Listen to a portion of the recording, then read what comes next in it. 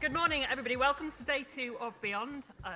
This is great. I didn't need to operate the Nihal slightly more aggressive good morning, so we went with the polite AHRC version and it worked. Hello, everyone. I'm Laura Partridge. I'm the Associate Director for CoSTAR in the Arts and Humanities Research Council. And I'm Audra Gill. I'm Head of Creative Industries at Arts and Humanities Research Council. Welcome back to everybody who was here yesterday for day 2, and hello to anyone who's just arrived at Beyond this morning. We're going to present to you this morning, throughout, till lunchtime in fact, a series of content around the Arts and Humanities Research Council's investment into the creative economy of the UK. A bit of acronym bingo to start us off. UKRI, UK Research and Innovation, is made up of all those different councils that just flashed up beautifully on the screen there.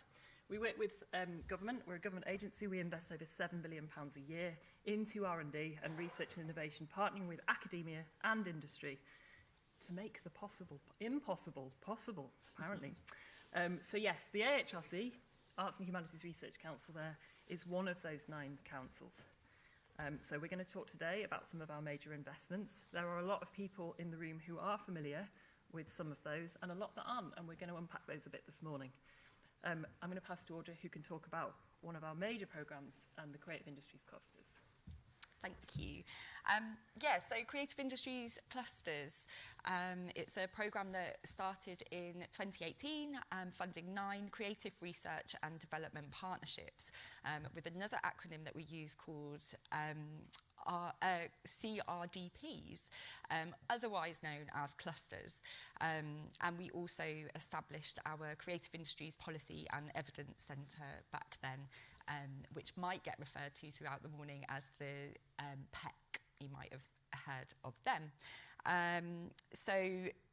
As I say, kicked off in 2018 as part of the Industrial Strategy Challenge Fund. We delivered 9 clusters that were located across the whole of the UK. And for those who aren't familiar with what a creative industry cluster is, they bring together universities, industry, regional and local policymakers and private funders to create R&D-driven commercial opportunities, to strengthen regional capabilities and deliver real-world impacts through devolved funding. So you'll be hearing a lot more about our clusters portfolio as we go through the morning. And on to CoSTAR. Some of you will have heard from some colleagues across CoSTAR yesterday, and there's more of that to come later on today and throughout the morning. CoSTAR is AHRC's flagship research infrastructure network, a national network across the UK made up of R&D labs with £75.6 million of investment into that network. The programme launched at Beyond, in fact, a couple of years ago and runs to 2029. We've got a growing network of brilliant labs across the UK. You're going to hear from one of them in particular later on this morning and indeed this afternoon. I think there's quite a few CoSTAR people here, so do come and speak to us all in the break. So, passing to this morning, we're going to work through a bit of an agenda. You can see this on the screen here. We're going to hear lots of detail from different bits of AHRC's portfolio. So have a great day. Audrey, did you want to say anything else about the morning? Yeah, so really just to introduce our first session is around networks and creative clusters, catalyst for innovation. We're going to start off with 2 lightning talks this morning to kick us off. Sadly, Paul Moore isn't able to be with us today.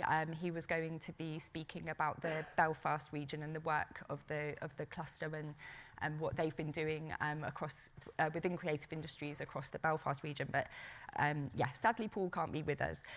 So 2 short presentations that are going to highlight regional innovation from Wales and Scotland.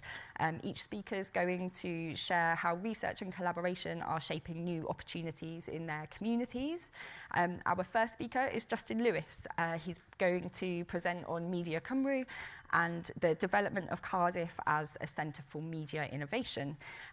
Then he will be followed by Tupac Matir, and Tupac's going to share his perspectives on immersive research and creative technology activity in Dundee.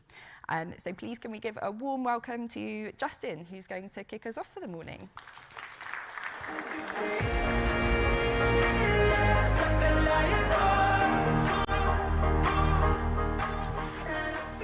Good morning, everybody. Always a huge pleasure to be here at Beyond.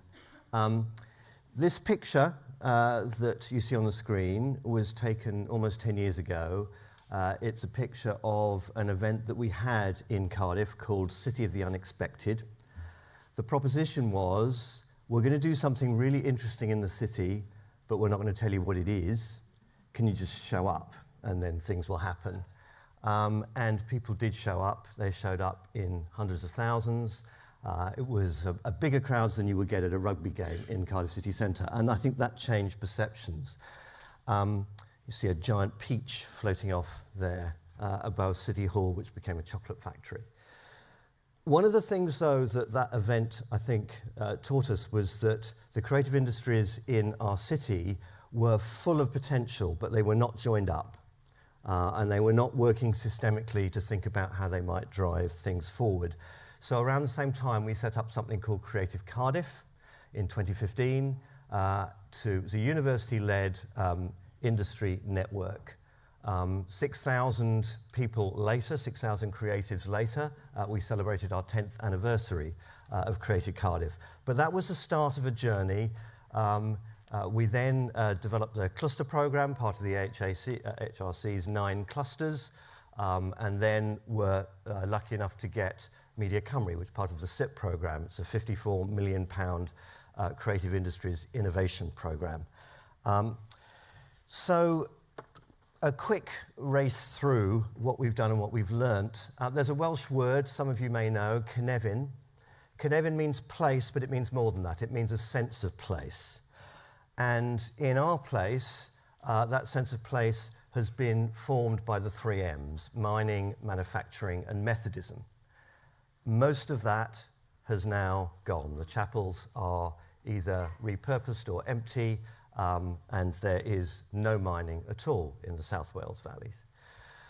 Its street names, its parks, its histories, its statues have all come from that. But clearly, like many post-industrial cities, we need to find a new cynefin, and that's where creative industries come in. My first job back in the 1980s was to work for the Greater London Council under Ken Livingstone. And it was there that the whole idea of the creative industries was first really championed, 10 years before the creation of the DCMS and Cool Britannia. Today, I think where the creative industries are at is in quite an interesting place. There's a dichotomy between the creative industries in policy domains, where it is now thankfully being embraced by politicians and others as an engine and a driver of economic growth, and between the academy, which is very critical of that development and sees too much emphasis on economic growth and not enough emphasis on cultural and social values. What we've tried to do is work our way through that dichotomy to create a new kind of economy that values growth but also values social and cultural value. And that's very much what we've done over the last 10 years or so. We want to grow our own, if you like, where we are. Now, to do that, we've done several things, but I suppose the most important really is to create an innovation ecosystem that maximizes people's chance to get access to R&D, the chance to innovate. And it means working with thousands of small companies in our place. Not an easy proposition, not one that fits very well into the way in which investors, UKRI and Innovate UK usually work. And we had to adapt and redefine and rethink at almost every stage in that process. So that allowed us to do many things. We've curated around 300 R&D projects with Welsh creative companies, and that work has really begun to bear fruit. Just a couple of things to mention around that. We've focused very much on our kind of mantra, our pillars, which is green, fair, global growth. This growth should not be at any price. It should be embrace diversity. It should embrace environmental sustainability. And I think we've managed to achieve that. If you look at our cohorts across those 300, they are, and we monitor these things closely, they are fully representative across all protected characteristics. And that wasn't something that we got immediately. That was something that we worked for and we worked with experts to achieve. In terms of economic growth, we've managed to achieve some gratifying things.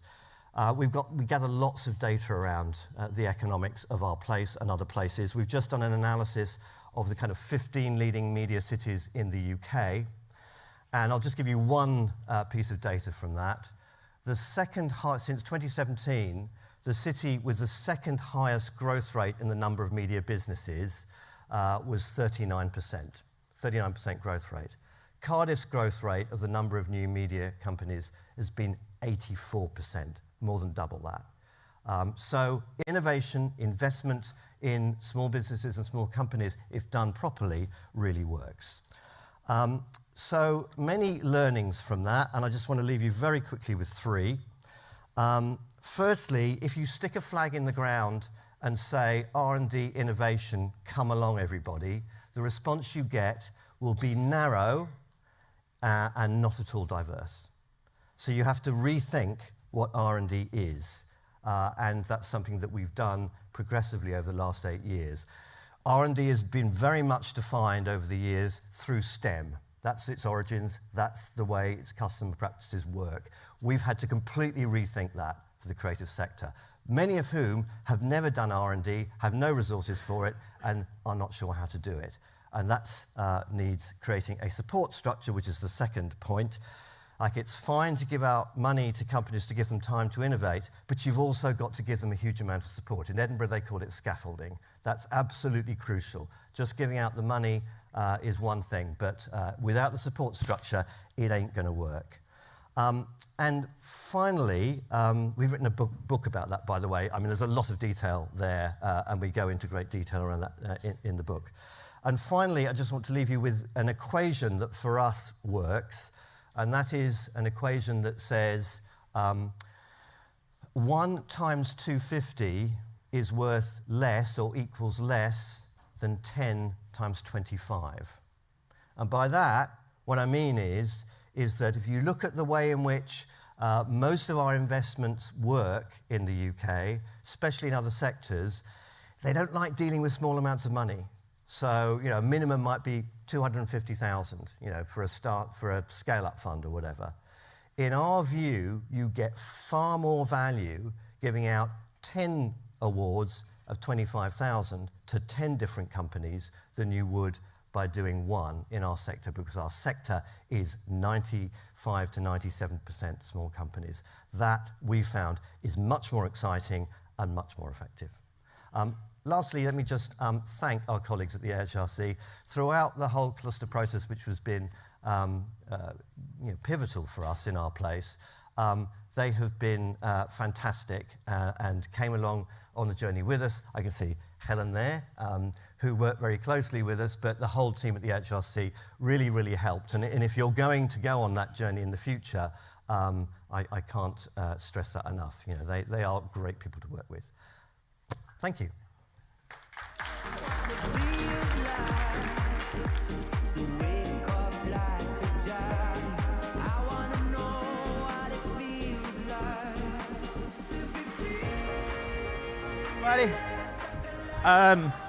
Yes, I am a walker. So my name is Tupac Martyr. I am the creative director, well, actually no, I'm the artist and founder of the Tourist Studio. And earlier this year, we started working with Albert Tay up in Dundee, which is amazing. So who am I? I am a painter. I went to art school. I have a Bachelor of Fine Arts in painting, drawing, etching, photography, and digital art. Digital art in the 90s, which is very different to digital art now, but doesn't matter. I have a master's in theatre design from the Royal Welsh College of Music and Drama. I work a lot with immersive technologies. I started coding at the age of 6. I am that weird kid that you used to bully at school. So, across my career, I've worked with lighting and with brands and in virtual production and developing weird games and weird shows and weird things. And let me tell you a little story. So,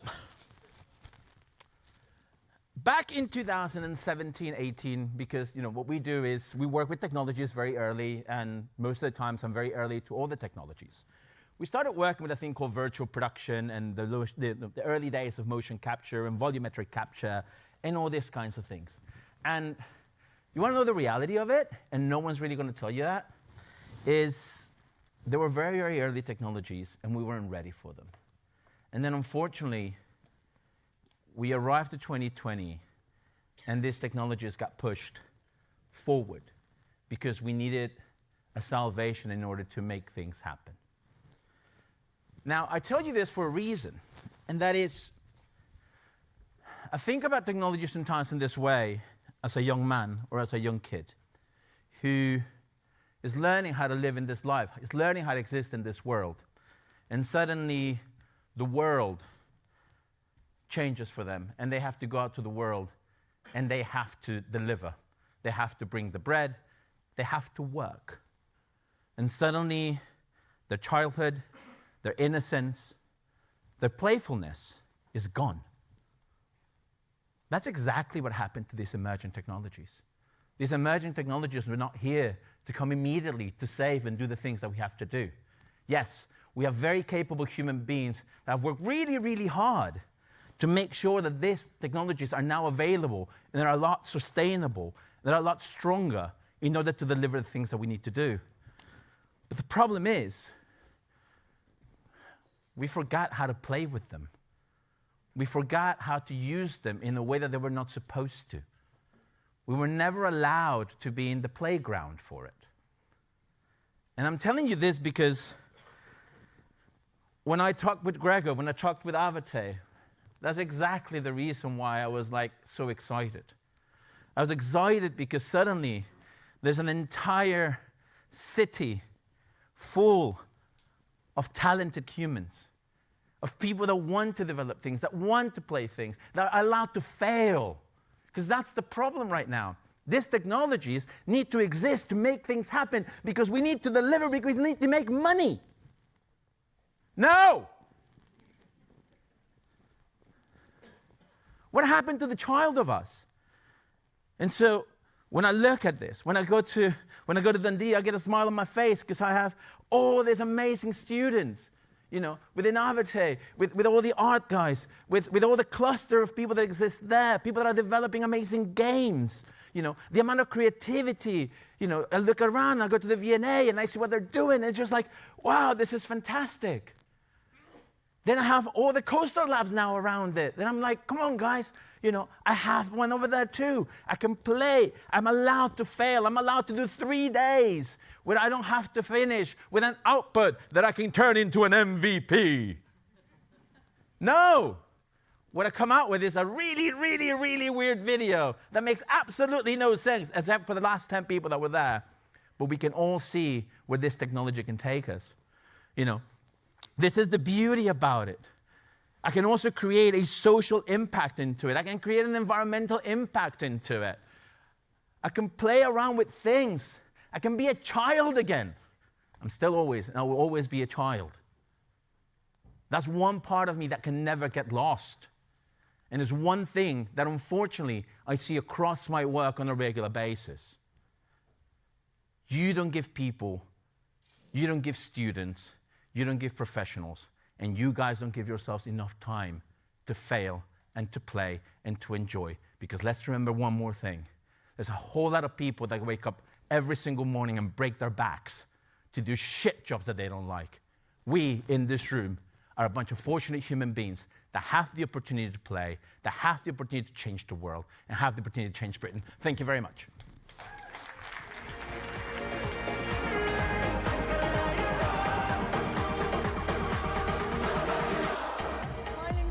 What fantastic energy that Deepak has just brought to the morning. So thank you so much to Justin and Deepak for telling us some of those insights around Cardiff and Dundee and what UKRI and Arts and Humanities Research Council investment has done for the region. So yeah, please go, when you go back, go and find some technology to break and play with. So we're now going to move on to a wider discussion on the role of collaboration, research and place-based investments in supporting creative growth. So I'd like to introduce Kathy Kerfoot, who's going to chair our next panel. So Kathy is our Associate Director for Major Programmes, and she leads on major initiatives that drive creative and research innovation across the sector. So, Kathy, thank you.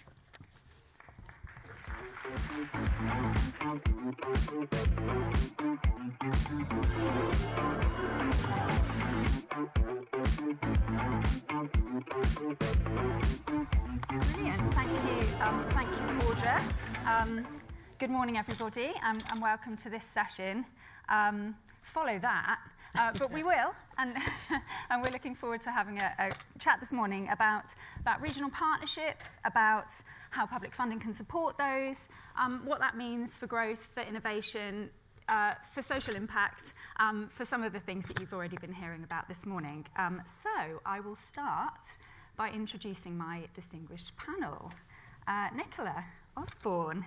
Nicola is co-investigator at the UKRI-funded CoSTAR Real-Time Lab, where they lead work on inclusion and innovation in real-time and emerging media. Their work brings expertise in digital practice, creative research and community engagement. Ruth McCullough is exec producer at the AHRC-funded Immersive Arts programme, supporting artists working with immersive and experimental technologies. And she champions projects that push creative boundaries and explore new forms of expression. Dave Ball is director of the UKRI-funded, there's a common theme here, My World at the University of Bristol, advancing innovation in creative technologies and real-time media, and his work strengthens collaboration between research, industry and the creative sector. And Helena Daffin, is director of UKRI's CoSTAR Live Lab, specialising in technology-enhanced voice performance and live experience. Leads research in shaping the future of creative production and interaction. So lots of very expert people to talk about this topic this morning. So we'll start, I think, by having a little bit to think about place and identity and reputation. My first question for the panel, and Ruth, I'm going to put this to you first. How is creative R&D shaping the identity and visibility of your region? What impact have your networks had on attracting talent, investment, and broader creative activity? Great. Nice to be here, and hello everybody. So to give you a bit of context, if you're not familiar with Immersive Arts, so we're a 3-year UK-wide programme. It's a £6 million development scheme that's supporting artists across Scotland, Wales, Northern Ireland and England to make work using immersive technologies. So over the 3 years, we'll be supporting 200 artists through an accessible programme of research, training, events, and then also 3.6 million in grant funding. So we had an open call last year. We currently have 83 projects in the programme, and we've just closed the second round of funding, and we'll be making the remainder of the rewards in the new year. So I think in terms of the collaboration, the funding partnership, it's important to talk about that and how that's come about in terms of AHRC and then the 4 arts councils across the UK. So the sort of framing of the programme initially and the distinctiveness of that and the value of those, nation-based funders coming together to, enable us to build a programme that is more than the sort of sum of the parts and able to have impact across the UK that wouldn't have been possible at regional levels. And we're already seeing some evidence of that through the programme. And then behind that sits, the consortium who deliver the programme. There's 10 organisations across the UK who are embedded in sort of research and arts in immersive technology. So it's led by the University of West of England, Bristol, and Watershed, and also I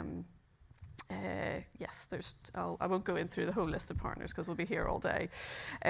But we have producing partners in each of the nations. So in England, we have Watershed and Cryptic in Scotland, and the Nerve Centre in Derry and Belfast, and then the Wales Millennium Centre in Cardiff. So what that allows us to do is sort of those producing partners bring a lot of sort of specific regional knowledge and expertise to the programme. in terms of the delivery and sort of the understanding of identity in each of those regions as well too, that enable us to sort of do things that are specific but also collective at the same time. So an example of that is we're a bilingual program, so we communicate in both English and Welsh, and the Wales Millennium Centre, so they bring that expertise to the program to allow us to sort of champion that and understand the value and the significance of that in a UK-wide program. And then the producing partner structure, so we have a producer in each nation, we have 2 in England, so they work with the artists to sort of support them through the program, and with the idea of sort of trying to build community and kinship within each sort of region, but then also working collectively as a team to sort of, work on that sort of collectivity nationally as well. And we're already seeing artists telling us about the impact that that's having on sort of their practice and, their understanding of the sector and what's happening and the opportunities that then are sort of coming from that. So we're only halfway through, but we're already starting to see indicators of that. So to answer your question, I think it's working both ways. I think, we're able to pull on the expertise, and regionality within the partnership, and feed that into the sort of national structure. But then that national opportunity feeds back into sort of evening the playing field for artists within the program as well too. Great. And Helena, you're sort of working in a sort of similar but different context in the Live Lab. How does this work for you? Yeah, so CoSTAR is a very different type of project to Immersive Arts. So we're an infrastructure project, so we have physical spaces. So we are in a place. So CoSTAR Live Lab, for those that don't know, is based near Wakefield at a place called Production Park, which is a campus of industry dedicated to the creative industries with a kind of focus on live performance industries. It's led by the University of York. So we have a place which has a huge growth in creative industries. So West Yorkshire has creative industries as a really strong economic growth priority, as does York and North Yorkshire Combined Authority. And it's important to say that both are partners in CoSTAR Live Lab. But I still think, even though we have a place, identity is probably the most important thing. And it's about, as Ruth just said, having an identity and knowing what we do well, what our expertise is, and what our infrastructure can open doors to, not only to companies in the region, which we are seeing already. So we have the luxury of the legacy and strength of research and R&D from our previous clusters program, XR Stories, that was based at the University of York, and building that into the ecosystem of Production Park and their very rapid production cycles that they have.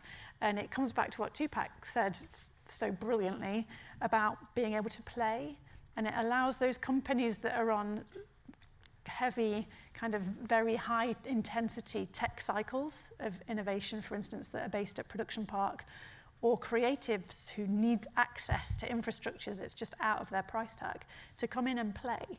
And that opens doors for R&D that then have all of those benefits across the economy. So we have those inward-looking, those strengths, that kind of really strong strategy of place and identity.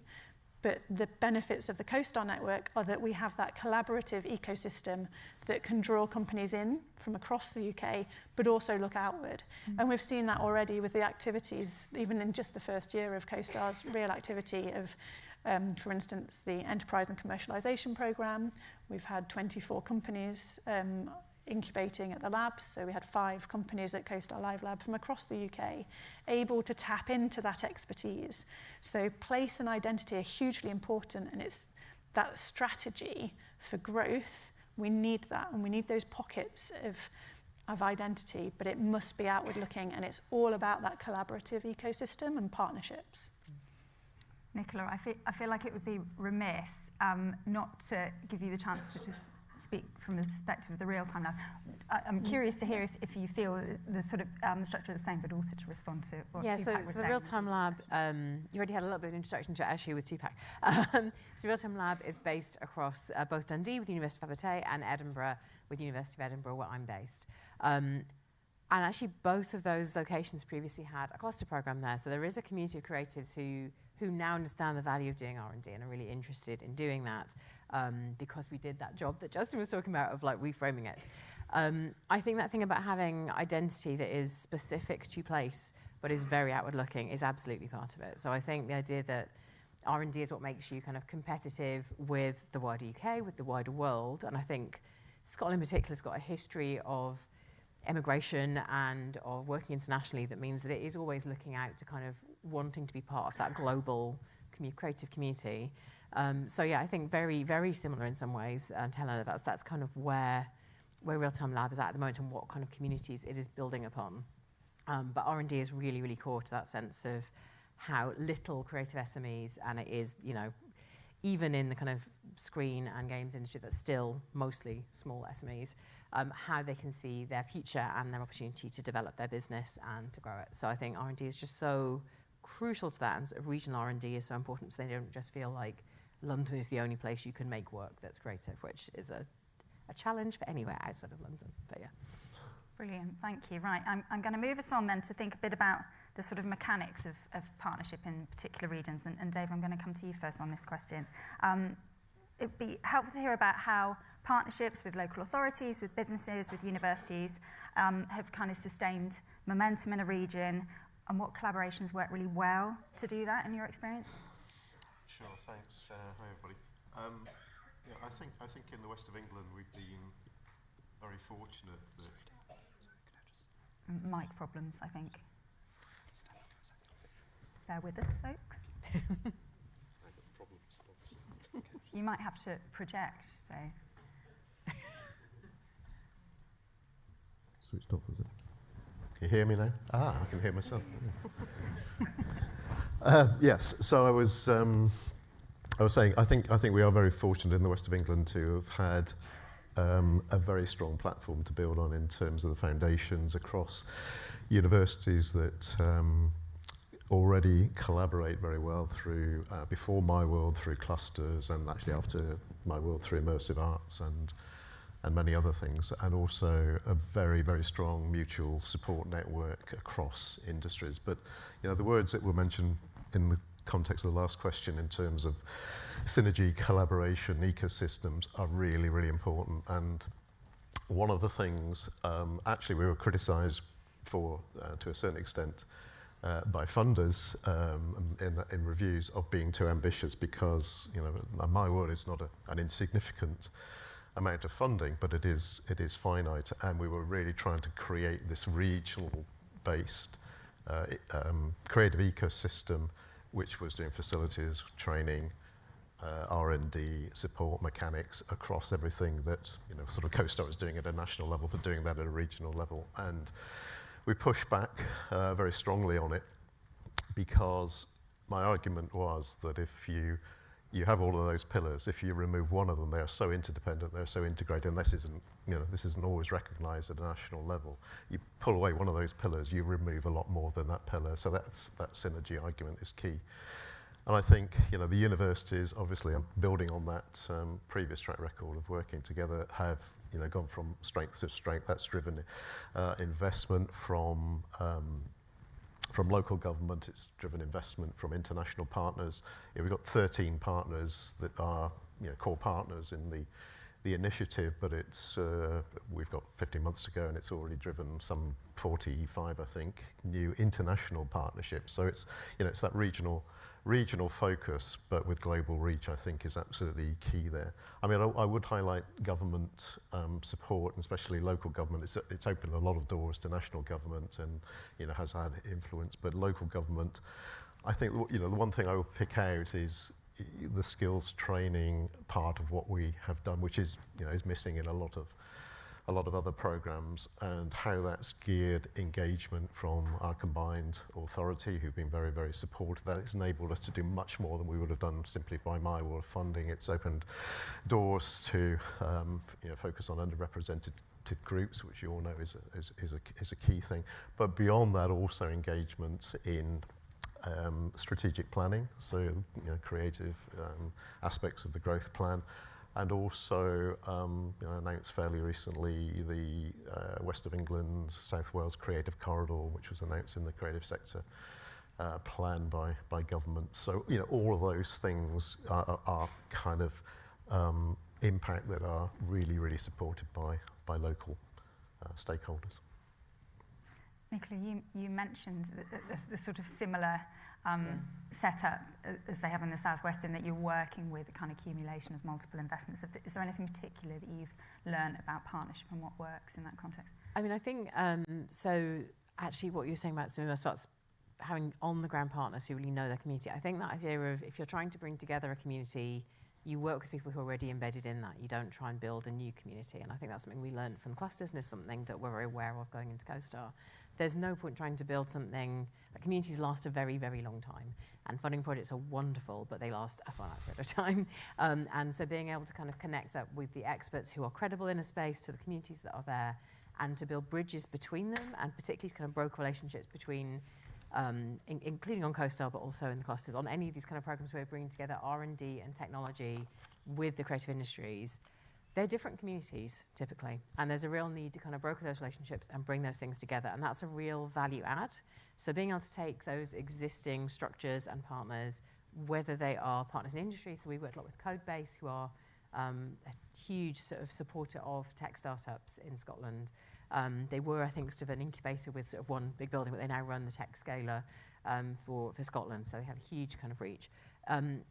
They've been fantastic as a partner for reaching out to kind of SMEs and things in a more technical end. And then we've worked with people like Creative Edinburgh and with some of the film and animation communities and things on CoSTAR, who are very embedded in those kind of creative spaces and have their ear. And so being able to kind of then get those two groups of people talking together, get the language working together, doing some of the scaffolding that Justin beautifully advertised for me. To be able to do that, I think that makes a huge difference to making those partnerships actually work in practice. So I think in terms of, for the funders as well, that shows real benefit. So we've kind of been able to benefit from funding from some of sort of Scottish Green and things for CoSTAR, to benefit from funding from the data-driven innovation program of the City Region deal in our previous, but also in our current work as well, because that continues onwards.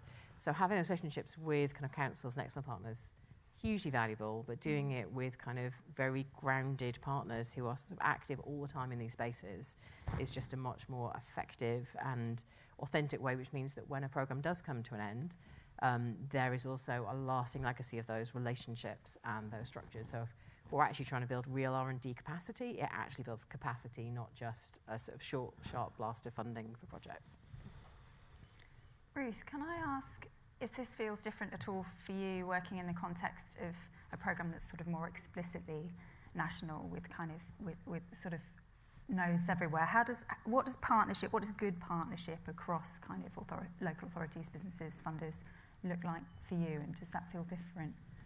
Yeah, I think those partnerships sit within those producing partners at each region, and we can already see the benefit, you know, where they're starting to, you know, extend immersive arts through other programs that sort of sit around that, whether it's additional training or into other industries and things like that. So yeah, we're starting to see notionally some of that partnership really value extending beyond the program. Yeah, and Helena, in your context? I think it brings together kind of everything Dave, Nicola and Ruth just said. The creative industries are a really complex matrix of very different types of subsectors, size of company. You know, we've said several times, you know, SMEs are the heart really of the creative industries, but that can look very different depending on whether you're a tech company, creative company, create-tech company.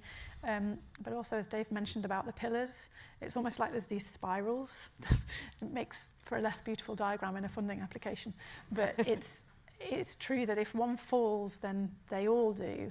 And there's a real danger, I think, for the creative industries that you could end up with very siloed and kind of small pockets of innovation or ideation, when actually what we need for investors, and especially when we're thinking internationally, is we need to have a coordinated, like an outwardly looking kind of coordination of ambition.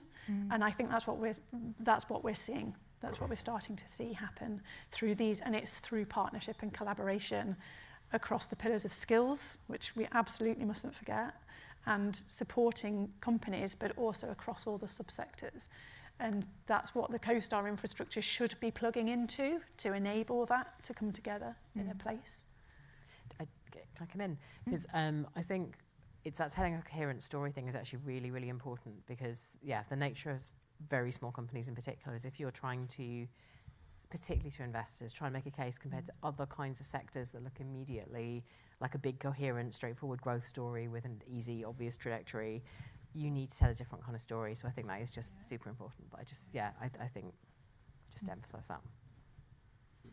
Great. Let's think then a bit about what all of this learning and experience kind of means for what we do next as a funder and in terms of public policy. So I'm immensely proud that UKRI funding has supported all of the work that all of you're doing. I'm interested to know, and you can be honest, what lessons that you've learned from the work that you do that we can reflect in future funding structures, and that in broader sort of policy interventions for the creative industries. Helena, I'll start with you. Yeah, I would jump on from my previous point really. Yeah. And Nicola, you mentioned short cycles of funding, and probably for me the most important thing that we've learned from the first clusters programme onward is continuity really matters. So what we're trying to build in these ecosystems takes time, collaboration takes time, partnerships take time, and if we have short cycles of funding, we lose that momentum, and then you have to rebuild again, either elsewhere or rebuilding in a new sector. And for investors, but also for industry to trust us, we have to build that trust and then be able to say, we're sticking around. We're not only here for 3 years. So CoSTAR investment to 2029, that's a really, really important factor that's allowed us to think like more medium term and give us a bit of a runway to be able to develop that trust and start to build those kind of ecosystems. And they've been built mainly on that legacy of the clusters programme. So I think that continuity is hugely important, especially when we're talking about identity and place. And flexibility would be the other main point, I would say. So again, clusters, and I think that's a lesson learned that was really successful. Clusters had the adaptability, they could respond to the very rapid changing needs of the creative industries. Immersive arts have changed, you can change what you decide to do based on a new understanding. We can learn rapidly, we don't have to wait for the next call for funding to come out. And I think that's really important. Clusters have worked really well for that, and I strongly think that needs to be a priority, being able to adapt and flex. And remembering that skills are really important in that story. And that continuity, that flexibility, we can't hit a wall with that. And we're in a danger of doing that if we don't really genuinely invest in that pillar of skills. And that's an important for policy and thinking about policy and how we move forward with that and strategically align funding. That's really important.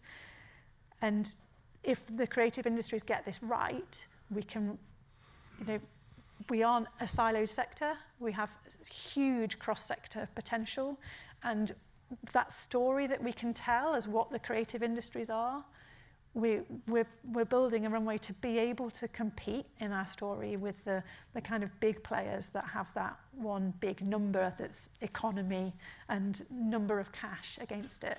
Our story's becoming strong, and a cross-sector economic engine could be built here, and if we do those other things of longevity and thinking strategically. Dave, can I bring you in just now, because I think particularly on the sort of continuity and skills points that speaks to what you've already been sort of sharing.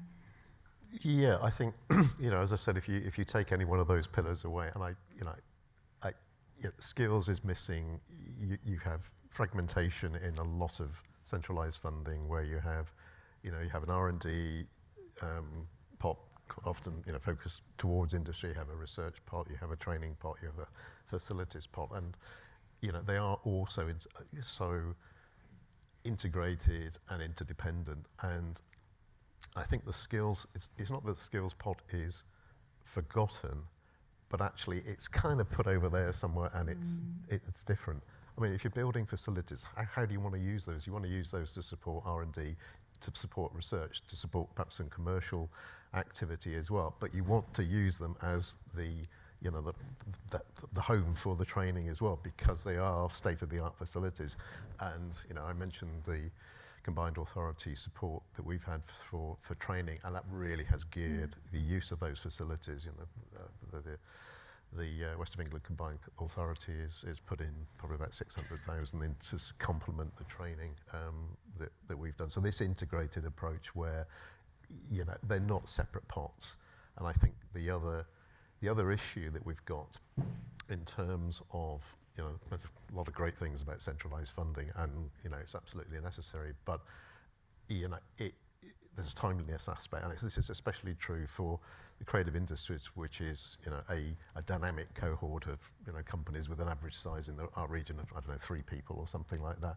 They don't have those long horizons. They don't have that capacity to experiment, and as was said previously, to fail. So that kind of timeliness, you're waiting for the right call, the latency, the delay in the response time of putting the effort in and waiting for it, and financial constraints, obviously, success rates, and not always aligned with local priorities, and not integrated in that way. And I think if you do that regionally, you can do it strategically over a long time, like Elena was saying. So you've got the capacity to plan. Say we'll do this, but you've got the flexibility. Things change. You can move them around. You've got that agility.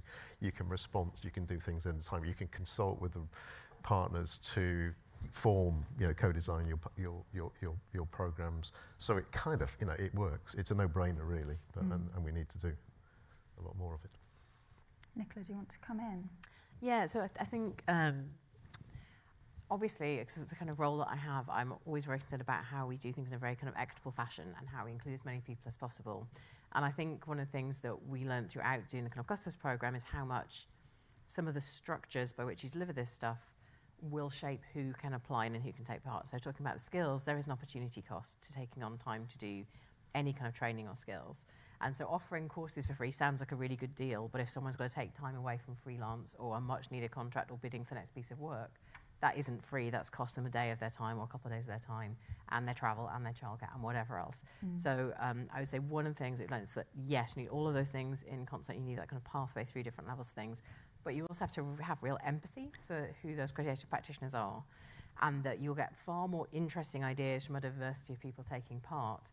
But that means you have to build a really thoughtful structure about how you support them, how you scaffold them, how you help them apply for funding. Most creative companies that we've worked with, I think in all of these kinds of programs, they don't routinely apply for funding. They don't know what it looks like to put in a sort of a large funding proposal, especially. Justin talked about the importance of doing kind of lots of small pots of money. I would absolutely agree with that, and that is again part of being flexible. So as a funder, thinking about how you can make sure that the people who are bidding into the next round of these can be very flexible in what they're offering. But I think it's also about sort of how you build in some of those ED&I considerations from the outset, how you build those in terms of ethics as well, because I think the current technology turn, the current R&D turn is very much focused on AI, and that's certainly a major part of where a lot of the funding from kind of governments internationally is currently going in terms of R&D. If you do not have diversity and ethics at the heart of those from the start, you are not going to get the kinds of things we want in the world, honestly, in terms of the storytelling you get, in terms of the quality of what you get, in terms of the fairness and the appropriateness of those things. So I think for me, like yes and to all that's already been said, but particularly kind of thinking about what are the structures that are going to get the best possible, most interesting work with the best regional impact. And the best regional impact is often small-scale growth among lots of different companies. It's often about collaboration across different types of companies, and it is often about being able to sort of help them get to that next step, but that next step is not automatically, this is going to be a massive growth thing, this is going to be a unicorn. That is not necessarily kind of where you want things to go. It's about having sort of flexibility to support people sort of where they're at and take them to their next couple of stages along, because that benefits the ecosystem so much. In terms of kind of how you do that as a funder for kind of prioritizing this stuff, I think it is about taking those lessons from what we've learned before in terms of best practices. And I think most of these kinds of projects have been sharing what they've learned as well. We've certainly put publications out there. We had a book out there about our CoSTAR. We are sharing kind of ethics guidance and stuff. that is intentionally to try and help other people not have to figure out how to do it, because they'll figure out how to solve a different problem. And I think that sharing across all these initiatives is so much more valuable than having them compete up against each other. So I think also, we're always aware it's a competitive bidding process for these things, but being able to learn and share is so valuable and so important. So yeah, that would be my... Yeah, we ask you to compete, and then collaborate. It's a really awkward reality of it, and I think it's a really awkward reality, particularly in working with industry partners who are large industry partners who are commercially competing. And so sometimes it's about where you frame those kind of moments of collaboration and what types of things you collaborate on, because it's not going to be possible to have like perfect open sharing of everything at every stage in every way, and it's being kind of pragmatic about that, but certainly learning from stuff and not being kind of territorial about, well, I'm going to do it my way, even though there's someone else doing a really good thing. It's like borrowing and sharing. I know all the clusters did that. I know the CoSTAR teams are all doing that. Just trying to make sure that we are benefiting from that wisdom and developing what we do. I can't tell you how many different times we've altered the way in which we do some of that delivery of funding and support and advice and things. Yeah. Ruth, just very briefly on the inclusion point, because Immersive Arts has been doing such interesting things, I wondered if you wanted to chip in. Yeah, so that's one of the key drivers in the programme from the conception from the funders is around access and inclusion and how we open up the sort of field for, I suppose, people who wouldn't normally have the opportunity to create in that space to do that. So, we have experts and, partners. We have Unlimited, we have XR Diversity Initiative and also Watershed, who have a lot of experience in that area, who, sort of challenge us on, the structures we're putting in place, the way that, from everything from our branding to our communications, right down to like, the nitty gritty of, the support structures that we're putting in place for artists and how we talk about the work as well too. So that's been a real joy of the programme, to be able to be open and transparent about that and, challenge ourselves and make sure that, and iterate on that as we go through it. We're quite a young programme, obviously, but we're still sort of getting feedback from the artists at, different stages and making sure that, we're putting in place funding structures, whether that's to apply with access, support, or when you come into the programme that there's pots of money, or we adapt the programme in different ways. So we're asking artists, we're not asking them constantly, but we're saying at the start, what do you need and how do you need this information delivered and how can we adapt it, to best suit your needs and to make it as open and inclusive as possible. So, yeah. I think you can get to that place where you're trusted enough that people will tell you things you do not want to hear, and will say mean things to you about like what you're doing wrong. Then you're in a perfect place, as far as I'm concerned. I've learned so much more from people telling us what we are doing wrong and giving us feedback on, okay, this was really hard to do, this didn't suit me, this is why. So helpful. And if you're lucky over time, that built up into a really trusted relationship that allows you to do new things. We were able to do that with one of our kind of clusters projects. Someone who at the very first kind of big community meeting we had just took me to task. I had like a half an hour telling off about all the things we'd done wrong, about how we'd structured all bits of it.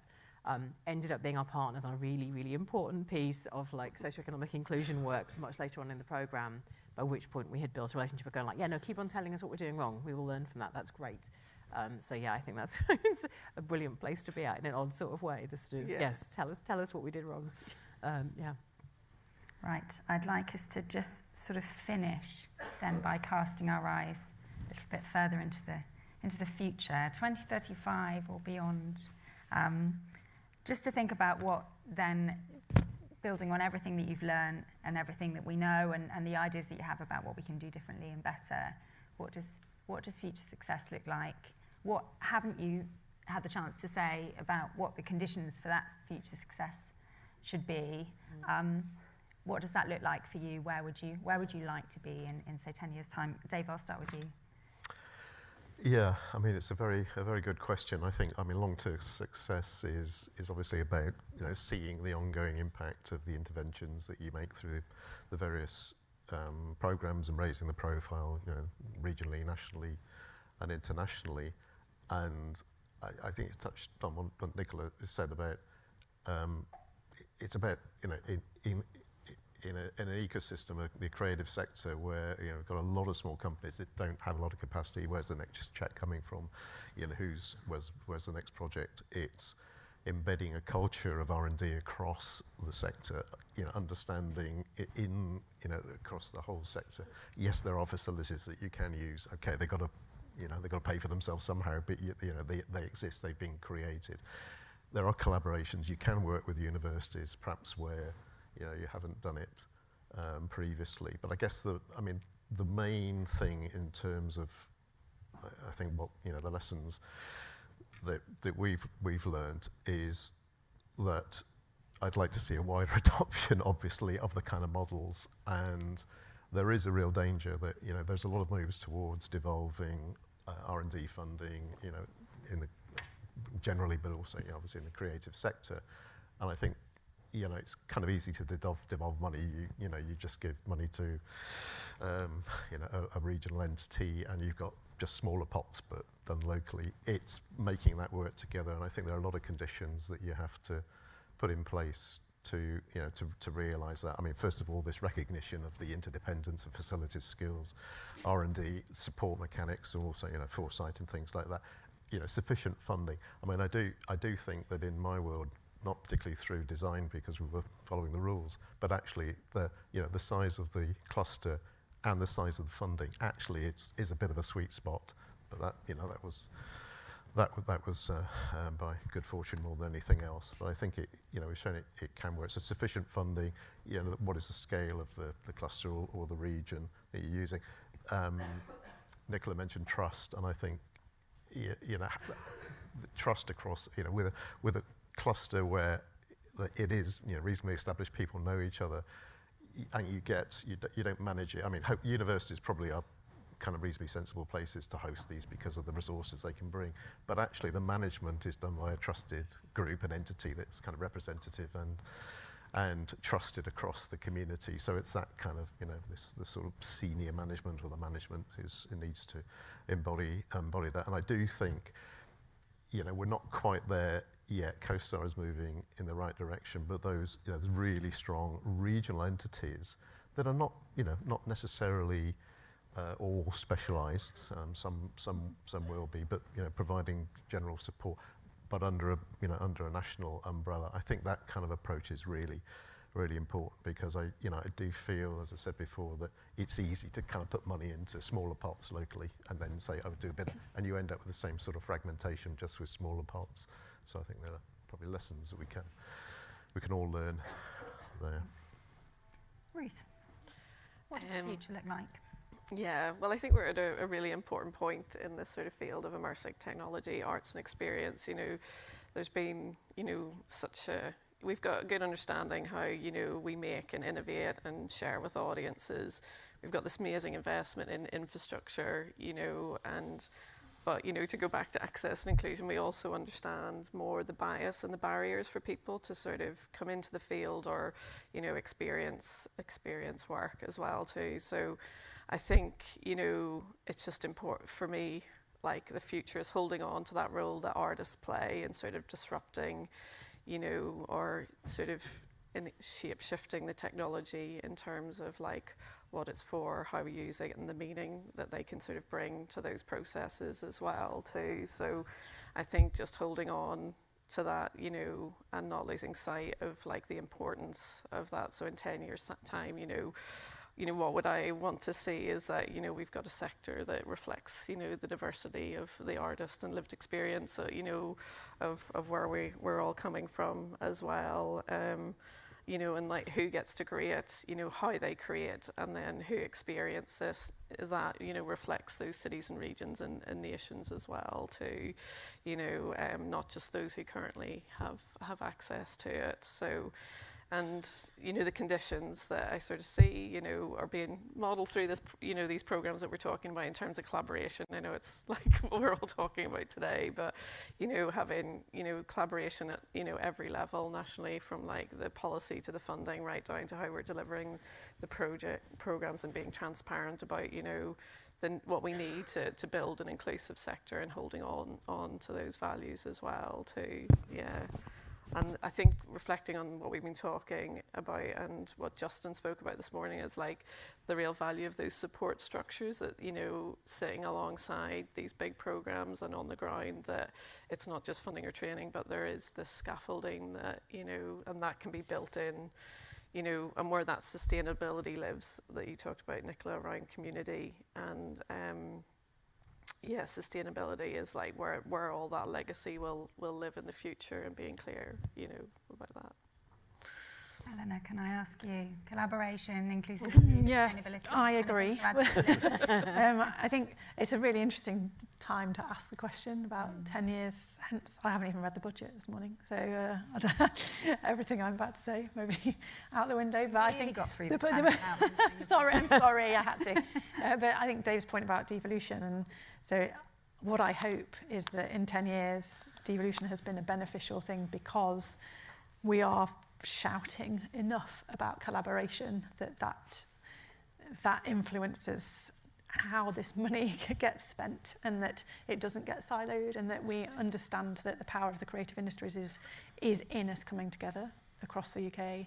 And in 10 years' time, I hope the conversation around inclusivity has changed dramatically, so that the panel that sat on this stage in 10 years isn't talking about a fight, isn't talking about that, you know, just in fabulous statistics about my world and the representation. That shouldn't be a flagship point in a presentation in 10 years' time.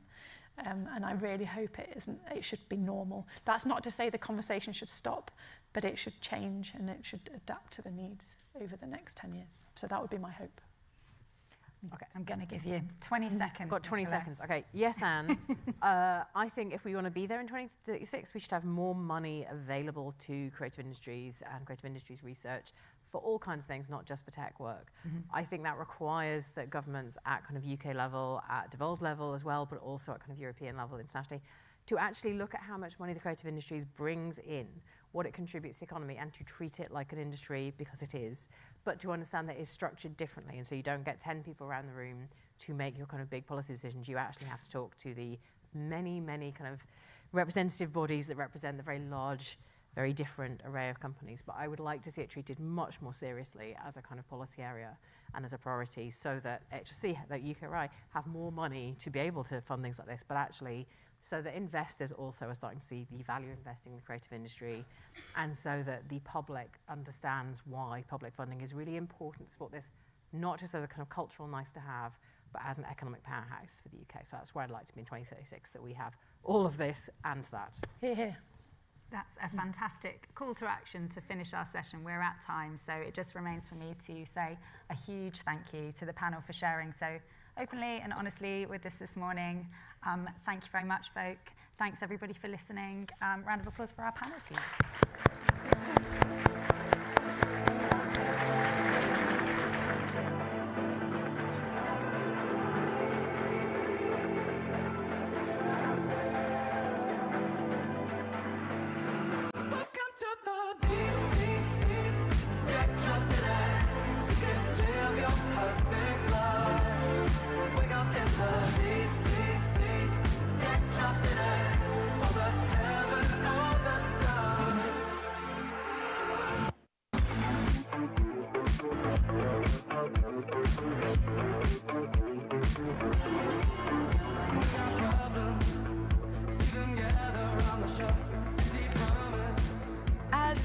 Just to grab your attention again, thank you so much to Kathy and our panellists for a super engaging discussion.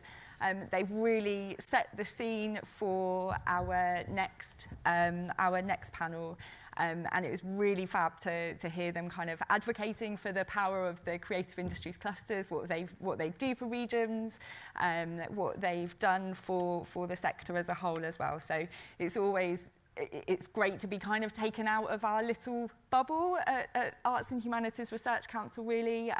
We very much get sucked into that detail and the politics and the bureaucracy that goes with funding and that sort of thing. So it's always great to kind of be brought out into the real world and hear the impact and see the impact that it has for different regions and on people as well. It now kind of brings us nicely into the next panel, where we'll be talking to Lamberto Coccioli and Richard Kirk, who are the current directors of the 2 clusters, creative industries clusters that we've got up and running now. So this time last year, we were here and they were announcing the clusters as being the success, the 2 successful grants in this next round. So it's really, really exciting. So we're going to be having a little bit of a chat with Lamberto and Richard, delving a little bit deeper into what happens really within that first year after getting the award from us. So I'll reintroduce myself. I'm Audra. I'm going to be interviewing Richard and Lamberto, so that's a bit weird. But yeah, I'll go and take a seat and then bring in Richard and Lamberto.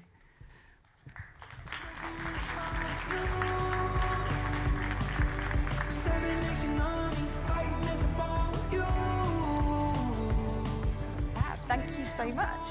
Do you want to do just a quick introduction of yourselves and which clusters you both look after? Sure, thank you, Audra. So, shall I start? Yeah, please do. Thank you. So my name is Lamberto Coccioli, and I'm the director of the CreateTech Frontiers cluster in the West Midlands. So the cluster is a consortium of 6 core partners, which include the Birmingham City University, where I work. In fact, I work at Royal Birmingham Conservatoire, which is part of Birmingham City University. And then we have 3 more universities in the cluster, so the University of Warwick, University of Birmingham, Coventry University, and then we have Royal Shakespeare Company as a partner, and also Digital Catapult. Richard? Yes, my name is Richard Kack. I'm Director of Music Futures, creative cluster in music located in Liverpool. Music Futures is a collaboration between the University of Liverpool and Liverpool John Moores University, the Liverpool City Council, its combined authorities, 2 core industry partners. One is the ACC Arena, the other one is ATLEP as a technology partner. And we are situated with a network of around 28 partners, most of them regional, but also some national bodies that represent the music industry, such as UK Music, Life, and UK IPO, the Intellectual Property Office. Thank you both. So it is going to be a bit of a quick fire round. We haven't got long, but Richard and Lamberto will be around, so I'm sure you can catch them a bit later if we don't cover everything off. So I'd like to start off asking you both about your success in securing institutional support to apply for a creative industries cluster. So what advice would you give to prospective clusters on how to gain buy-in and support from their university before beginning an application? Shall I start? I think it's a good moment for us to ask for institutional support at the moment. You probably be surprised by my answer here, because obviously finances are dire and universities are struggling on multiple ends. But I think it's a good moment to actually talk to them about what role they want to play in a place and what role they see themselves in the next 5 to 10 to 15 years. So I think a lot of things could change, and I think the Creative Cluster program is kind of spearheading towards that change and is helping perhaps to implement and ease some of the transitions that maybe some universities will be seeing. So I think it's a good moment to speak to universities, to ask for support. It's important that you do this early on. I think the institutional buy-in has to be also around the question that you need to explain this is not a quick game, this is a long game. This is about positioning a city region, for instance, very strategically, and a university business partnership very strategically for a longer term. So yeah, that's probably would be the advice I would give. Yeah, I think, I think I agree with Richard. I mean, maybe from a more practical perspective, universities, unless they have already run creative clusters before, so some of our colleagues told about their experiences just a few minutes before, if they haven't done this, it's really hard for them to understand what this is about. This is not research funding, but it will come through research channels into universities. So the important thing, I think, if you want your university, if you're thinking of applying, of course, and you want your university to buy into this program and into the vision, is to make sure that they understand this difference and they understand all the implications. So this funding is for the region. So as Richard was saying, it's all about the long term, the strategy, and it's about understanding how your senior management at your university actually aligns to this vision. And if I want to invest, because this is really about the creative industries, it's not about the university, it's not about the REF 2029 or anything like that. There will be benefits for universities, of course, and I'm sure that you will be very skilled at putting all the right wording in so that it looks like it's also good for the university and not just for, but it's important that in terms of the strategy, this is seen as a way of the universities benefiting the region. So you need a lot of buy-in from your senior management. You need a champion at senior management level from the start. It's really important also to have someone in finance that understands that this is not research funding and can actually reassign or redesign processes so that it can actually support the funding and especially the grant disbursement, which is not what universities normally do. So there's a steep learning curve there for everyone, but if you've got good champions at the top, then it will be better, it will be easier. I just would like to add a little bit of this. It's a simple piece of advice. I think whenever I meet someone in my university who refers to us as a project, oh, you're from the Music Futures project, this is my opportunity to just explain to them a little bit more about what Music Futures is. It's a program, you know? This is not an R&D project. We don't work on a single problem. We are plugging into a much wider network of challenges and opportunities. And we have a mandate to deliver something for the region and for businesses and for creatives. And I think that is a kind of the vital bit of information that you need to get across. Brilliant, thank you. Nicely brings us on to my next question, thinking about team composition. So what roles have you found essential within your team to successfully establish and run the cluster? Who have you brought in to help you get started in these past 8 months? Yeah, 8 months. 8 months. I think a good program manager is super important, obviously. I think I was really fortunate to find a program manager in Kirsty Connell who has a lot of experience in managing very large, complex programs such as this. And that really was absolutely quintessential. And then obviously you have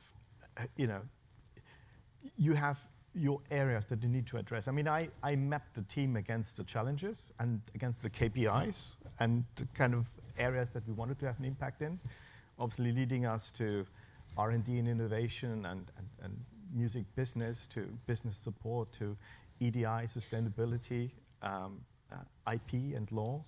So we have leads in all these areas within Music Future. So we're a body with quite a lot of arms and legs.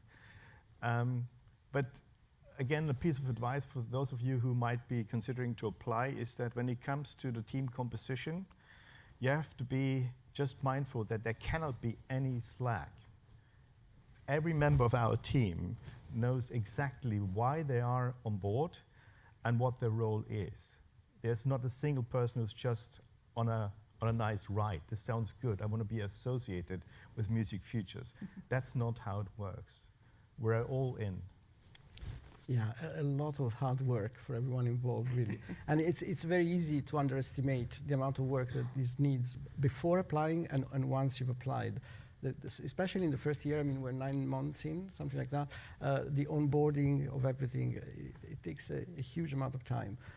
In terms of team composition, we have two basic, at the kind of day-to-day running of the cluster, we've got two bodies. One is the kind of BCU, so Birmingham City University team, where I've got a small team of 4 or 5 people, of which, of course, our cluster manager, Laura, is here. Hi, Laura, if you want to talk to her, which is great. We make a great team, and we have support from other members of the team. But also we have a management team with all our partners, so the ones I mentioned before, the other universities and the other partners, research organizations. And there, what we found really useful was to have from each representative from the universities at least, no, not at least, but actually 2 specific representatives on the management team, one from professional services and one from academic, so that we could cover every area of university intervention if we needed to. And that has helped a lot in terms of the speed at which we can get things done in other universities if we need to, and the response time of our partners is a lot quicker because we've got sitting on our team, our management team that meets weekly or bi-weekly depending, we have people that can address issues around professional services and can look, they know the processes inside their university a lot better than an academic would, and so make things a lot easier for us. Brilliant. I think, yeah, that just really highlights the kind of diversity that you need within your delivery team, and the complexity of delivering a creative industry cluster. So potentially this is my last question, depending on how long you want to answer it. So I did say it was a bit of a quick fire round. This could be a bit sticky, but perhaps the most interesting for our audience to hear about. And I'm going to ask you about challenges and surprises. So what have been the biggest surprises or unexpected challenges that you've encountered while setting up your cluster? So you can be as open and honest as you wish, or you can be a bit of a secret squirrel. Not tell us. Yeah, good question. I mean, there were no surprises. We planned everything out. We had a spreadsheet. It had about 120 rows. We planned the program very thoroughly. We were well commended for our thorough application. And I think in the first 9 or 10 months, I would say that 2 of the 3 very large interventions that we've done was unplanned. We didn't have them in the plan, but they were simply opportunities or challenges that we came across, and we just had to do it. And this is again a big thanks and shout out to Helen and the AHRC team allowing us to build that agility into a Creative Clusters program. But in terms of a real challenge, I would say that it was, yes, we knew it's going to be difficult to set up a new program of that nature, of scale and ambition within a university framework, but I think the challenge was bigger than I expected. It took us a very long time to just get operational, and thankfully this is a 5-year program, and I'm confident that by the end of it we will be operational. You'll be up and running. To the level, to the level that I think we should operate. But it's a bit of a learning curve for everyone involved to just understand that what we do is not business as usual at all. Yeah. Brilliant, thank you. Lamberto? So I would divide it in 2 phases. So before applying, and so during the application process, and then the first 7 months and 9 months, as which I was talking about. In the preparation phase, I think what was a challenge was to build trust among all the partners. That took longer than what we thought. It's really hard because universities have different agendas, and of course you have to respect that, but at the same time they also understand the bigger picture, so it's trying to get everyone on the same page and understand that we're all working for the benefit of the region, and getting there, it was more challenging than what I thought, but we got there in the end. So that was before. Once the project started, I was very pleasantly surprised by the support of our university. They at every level, they really bought into this. They wanted this to succeed. They were incredibly supportive. Various services we designed, the processes trying to help us. Others were a bit longer, but again, there was certainly goodwill from their side. On the other hand, the kind of slightly negative surprise was the fact, and again, this is a common thing for many universities around the country, financial challenges. This means that your university, of course, is always in a process of change, and change is a steady status of universities. We know that. But at the moment, there is a lot of also internal restructuring, which may affect the delivery of large projects like this one. So maybe one little advice, practical advice, when you write your application, make sure that all the key people that run the project are from the grant and not matched as a university-funded posts. They are actually written in the grant. There is a limit. I don't know what it will be in the next call. For us, it was 30% of the total cost that you can put to the grant could go into management of the project. I think it would be wise to make sure that the roles that you think are key for running, crucial for running the project, are actually paid by the grant. That could insulate a bit your project, your cluster, from potential university financial constraints. Sorry, it sounded a bit ominous. No, realistic. Yeah. Good advice. So I do have one last very quick question, if you're kind of up for answering it in the 3-ish minutes that we've got left. So I think just to touch on partnership development. So obviously we heard from the previous panel about the importance of partnerships and really kind of emphasising that it doesn't happen overnight. So what guidance and what sort of top tip, maybe one top tip, would you offer on building and managing partnerships within your cluster, kind of now that you're in the thick of it? It's an area I'm really passionate about. I think my advice would be to be strategic about your partnership. I think there are different ways you can go. I think previous creative clusters and other large programs, I know they often bring in a very large industry partner, perhaps a multinational partner into the framework, which I think is good.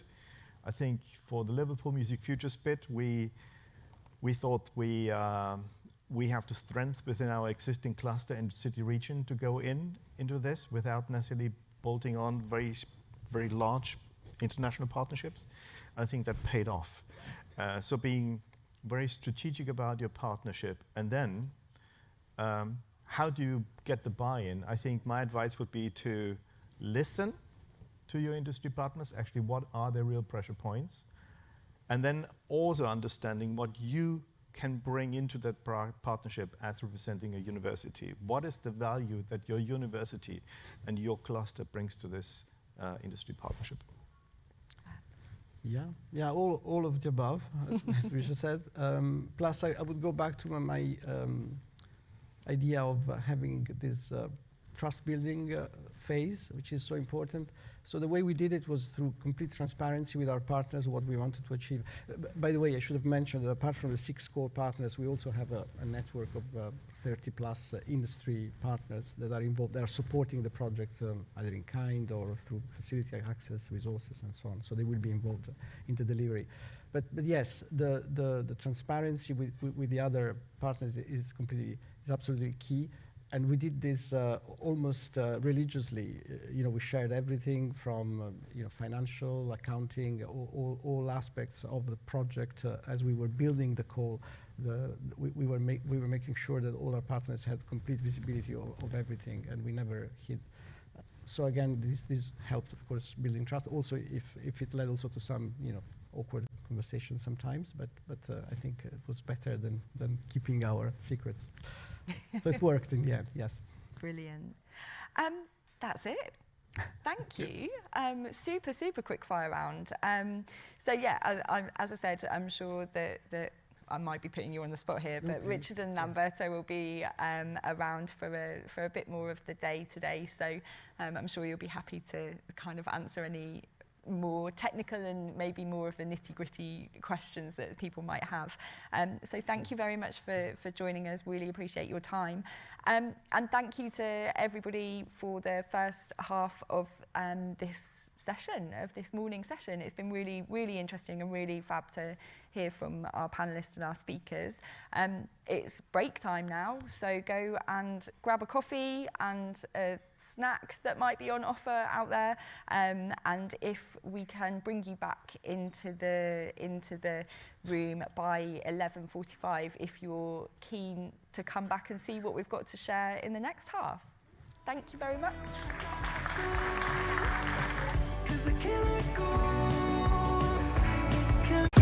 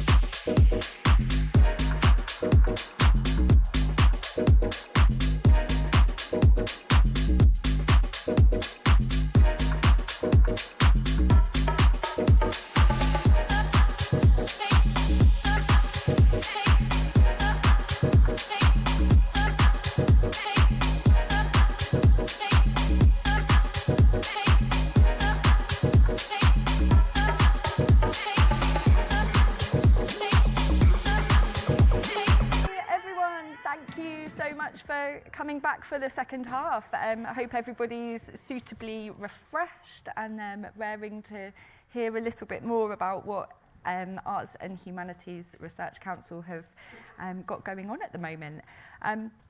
So yeah, our second session is going to be exploring sector perspectives in performance, screen and fashion. So these presentations are going to show how creative research informs practice and is shaping the future of the UK's creative industries. Our first speaker is Tia Monique Uzor, who's going to share how black dance artists use digital tools to explore identity, place and the environment. She will be followed by Gemma Bradshaw from the TV Foundation. So Gemma's going to be speaking about how the Foundation's partnership with Arts and Humanities Research Council supports talent development and future skills in the screen sector. And lastly, we'll hear from Carolyn Nassif, who will discuss the role of collaborative research in material innovation and sustainable fashion. So to kick this half of the morning off, we've got a short video that will play, and then we'll hear from Tia Monique. Thank you.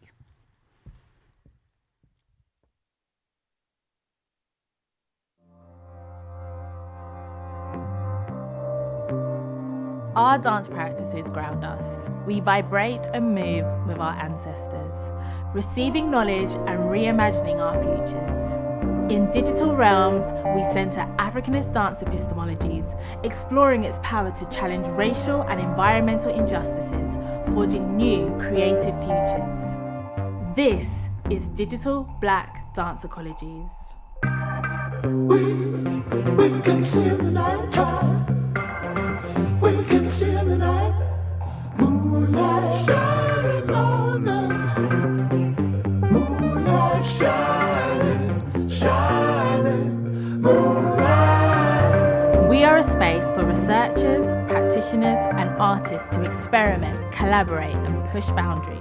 Through our exploratory research labs, artistic commissions, PhD workshops, and public events, we explore the intersections of movement, identity, immersive technologies, and Black ecologies. What I've loved most is that this was such an opportunity to try something new and different that I've not done before. That's the most important thing, the experimentation within the process, working with people with like completely different knowledge about things. Like, it's been very nurturing. It's just been an extremely enjoyable experience and very challenging as well, because it's like really new to me. The team has just been amazing. People that has way more industry experience. I've actually had an interest into getting into digital technology, but it's quite difficult because a lot of times when you're applying for funding and things, they want to know, do you have a technologist that you're already partnering with? And they want you to already kind of have the resources. Recently, coming into like connection with Digital Black Dance Ecologies, I was able to do a residency with them. And now here we are doing a commission. From motion capture and virtual reality to immersive projection and digital storytelling, our artists are expanding the lexicon of Black dance practice. Being back in the professional space and working with these people in this environment, I just feel like it's been quite a monumental moment for me, for my career, like re-establishing, re-emerging.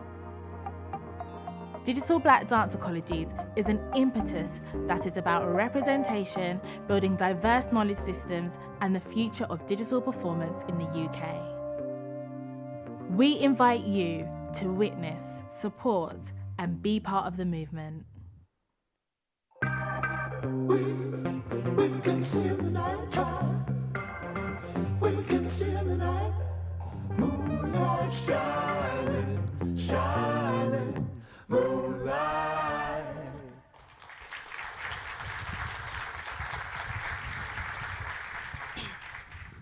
Good afternoon, everyone. The environmental crisis and social injustice are two of the most urgent challenges of our time, and Black communities continue to bear the disproportionate weight of their overlap. In recent years, the term within dance practice towards digital technologies such as virtual reality, screen dance, and motion capture has offered Black performance makers new ways to navigate, articulate, and resist these pressures. Digital Black Dance Ecologies was created to explore this terrain. Rooted in contemporary African and African diasporic dance, the network examines how embodied Black knowledge, that is what the body remembers, carries, and communicates, can illuminate the links between social and ecological injustice. It also asks, how can digital practice create spaces to imagine Black futures shaped by fugitivity and belonging? From 2023 until earlier this year, DBDE foregrounded Africanist dance within digital performance and built a community of collaborators committed to this work. Its aims were twofold: to centre the embodied knowledge systems of digital Black dance at the intersection of social and environmental injustice, and to catalyse new research and creative practice. At the heart of this project is the idea that embodied Black knowledge is itself a form of technology, a system of understanding, transmitting, and transforming experience that predates and exceeds our current digital tools. This way of knowing can question and reshape our approaches to performance technologies. This matters because digital technologies, data systems, and AI have long carried forms of exclusion, bias, and harm for Black communities. So we ask, what might a Black approach to technology look like if it begins with embodied understanding rather than technological default? DBDE explored this through 3 strands: artistic development, research labs, and academic development. Our academic development program supported the growth of critical Black dance scholars through mentorship, PhD workshops, and this unearthed new knowledge and challenged assumptions. Our research labs created space for experimentation, technological play, and collective inquiry. Our artistic development programs addressed access, committing to 4 commissions with major partners and a dedicated residency. Black Ecologies asks us to recognise that climate change is not approaching, it is already here. Black communities have long lived with the consequences of extraction and displacement, and this history holds ecological knowledge essential for imagining sustainable futures. When we understand the Earth as alive and ourselves as part of that life, we are invited into practices of responsibility, repair, and imagination. Our commission works explored these questions by creating digital worlds where recovery and ecological insight could be felt as well as understood. Our commission artists explored these ideas through 4 distinct digital works. Bryony Eller's Imaginal Cells reflected on metamorphosis and the more than human world. Rose Sal's The Wake used dreams and ancestral wisdom as guides. Keith Alexander's Vidi 20 imagined survival in a submerged realm. And Lauren Pinnard's Te Emo offered healing landscapes at the edge of collapse. Collaboration was central, but it needed the right conditions. Black labour is often public, scrutinised, and extractive. For this reason, 2 out of 3 of our labs were intentionally closed. These protected spaces enabled experimentation without the pressure to translate experience. Our first lab took place in New York with the Movement Lab at Barnard College, Columbia University, and the Moving Image, Moving Body Festival. The US has been leading work in this area, and exchange with artists such as Lejune Macmillan expanded our approaches. We then held a lab at Birmingham Open Media and a third at the Royal Central School of Speech and Drama. In thinking about a Black approach to technology, we turn to Jack Halberstam's idea of the wild. For us, the digital became the digital wild, a space where Black artists could freely explore and shape new approaches to social and environmental challenges. As a junior faculty member and the only person to run a network on the Dance Research Matters programme as a single principal investigator, I'm immensely proud of what we achieved. Our aim was to catalyse this area in the UK, and this work is already taking place. From further commissions to workshops in Barbados and funding for doctoral research. Looking ahead, my next project, Black Weather, will explore how digital Black dance and embodied data might transform climate communication across Black geographies. It seeks to rethink what counts as climate data and intervene in dominant and often exclusionary modes of climate communication. This is the future I'm working towards. Thank you.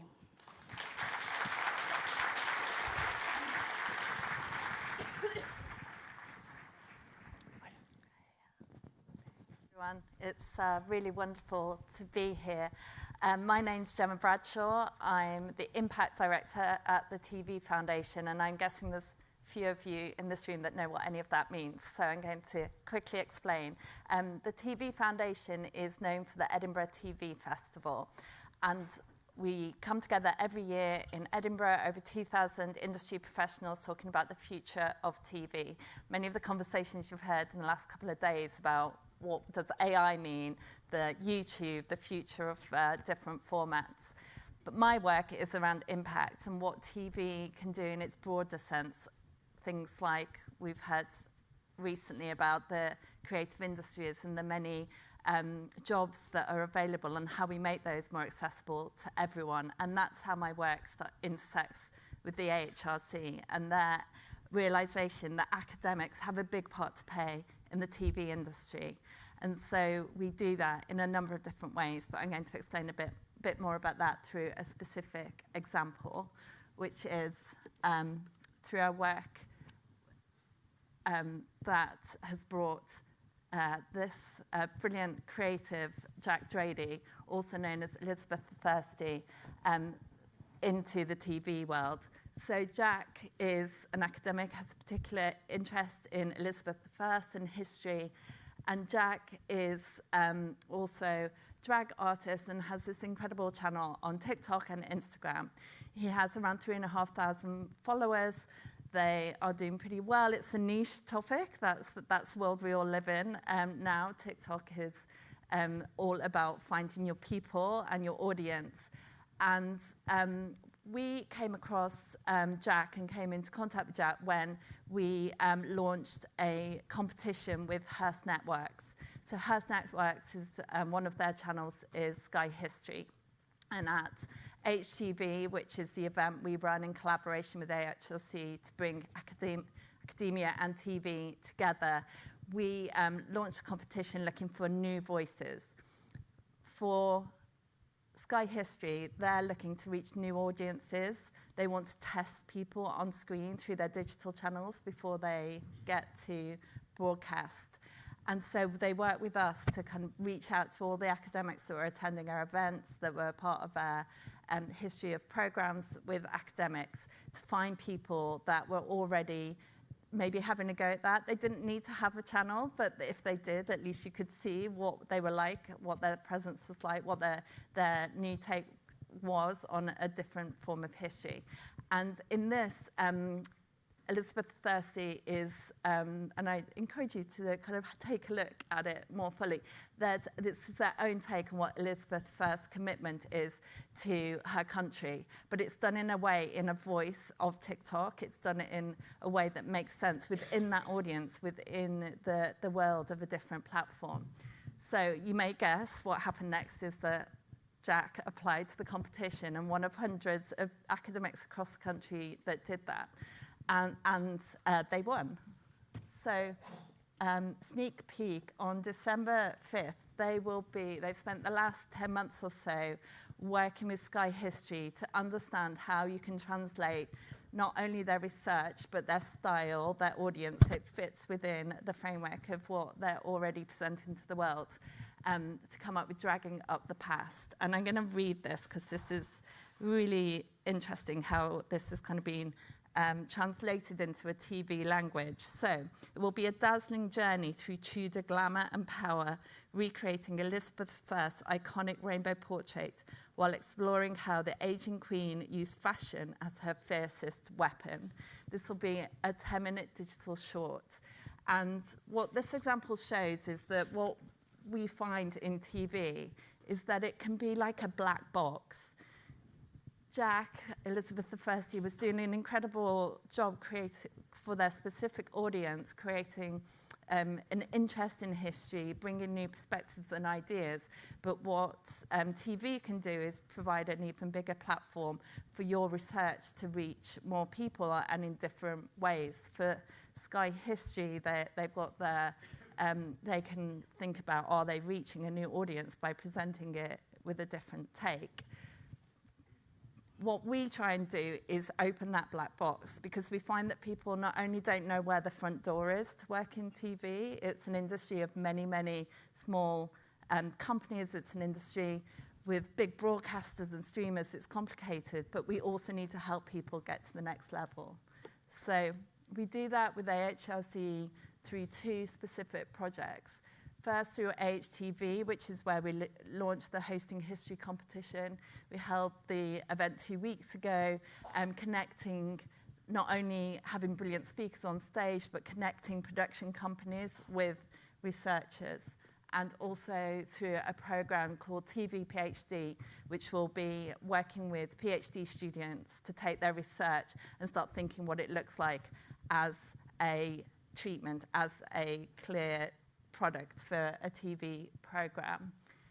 Those are just a little snapshot of how we work at the TV Foundation. We work on many different programs focused on accessibility, on career development, but also increasingly on what the impact can be of the stories we tell on our screen. So if you want to hear more or find out more, then please come and grab me, or here are my details.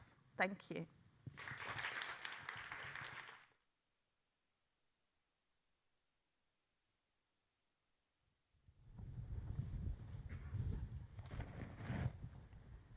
Hi everyone, thanks so much for having me. I'm Carolyn Nassif, Operations and Business Development Manager at Savior Wardrobe.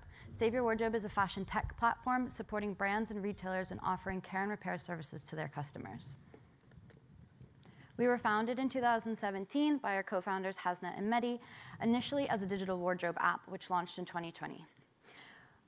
From there, we evolved into an after-sales app, trying really hard to focus on care and repair for the industry. We help global brands map, design, automate, and scale aftercare, turning sustainability into infrastructure and after-sales into a driver of loyalty, efficiency, and long-term value. We're now a team of over 40 members across Tunis, London, Dubai, and France, and really powering care and repair across the industry. We have a decentralized model, which means we work with local care and repair partners across the world, with over 500 in our global network. This ranges from everything such as repair and alterations for your clothes, but also leather specialists, upcycling, etc. Since 2018, we've been working with the Arts and Humanities Research Council, as well as the Business of Fashion, Textiles, and Technology, on some of the work that we've been doing. So we were part of BFTT's Challenge 3, which was remodeling fashion, design practices, and business models for sustainability. Our main goal with this was kind of twofold. One was the fact that we had such a large kind of cohort of service partners was to bring them in-house. So as I mentioned, we were first a digital wardrobe app where we had a referral model for care and repair. So we referred you to local partners in your area. What we really wanted to do was bring this in-house and enable you to be able to book directly through the app your care and repair services. From there, we also wanted to build out our own technology. So we wanted to, and in case you didn't have the app, be able to book care and repair services through an online booking site, but also manage that in the back end for the partners doing the work. So this was truly the foundation of us building our company and where we are today. So essentially, Save Your Wardrobe worked together with the different partners to gain information and also to build out the tech. So now, when you're booking online, you're just booking kind of with what you already have and directly linking into the care and repair services. So this was really to streamline and optimize everything for the customer, for the brands, and for the service partners. So now when you make a booking, the order goes directly to the service partner, and we're able to digitize and work on how you would have that relationship in person talking about care and repair. You now have that digitally. So they're able to do all the same functionalities as if you were going into your local care and repair partner. Our goal was really to build an ecosystem of services that you'd be able to access, and a one-stop tech solution for the industry to be able to enable care and repair at scale. So a really strong back end and infrastructure was what we were focusing on here. And with the support, we were able to do that and build out our technology. And since those early days, we've continued to improve and optimize our technology with leading technology for the industry. We won in 2023 the LVMH Innovation Award, which was really great strong signal about after sales and care and repair for the industry and for us as a company. So since then, we've really kind of pivoted to be B2B and to showcase with brands and what we can do to support their after sales, aftercare, and care and repair services. So we work with brands such as Zalando, Hugo Boss, Sandro, Maj, and the LVMH Maisons, as well as Bicester Village. And we're really a commercial global platform powering care and repair and after sales at scale.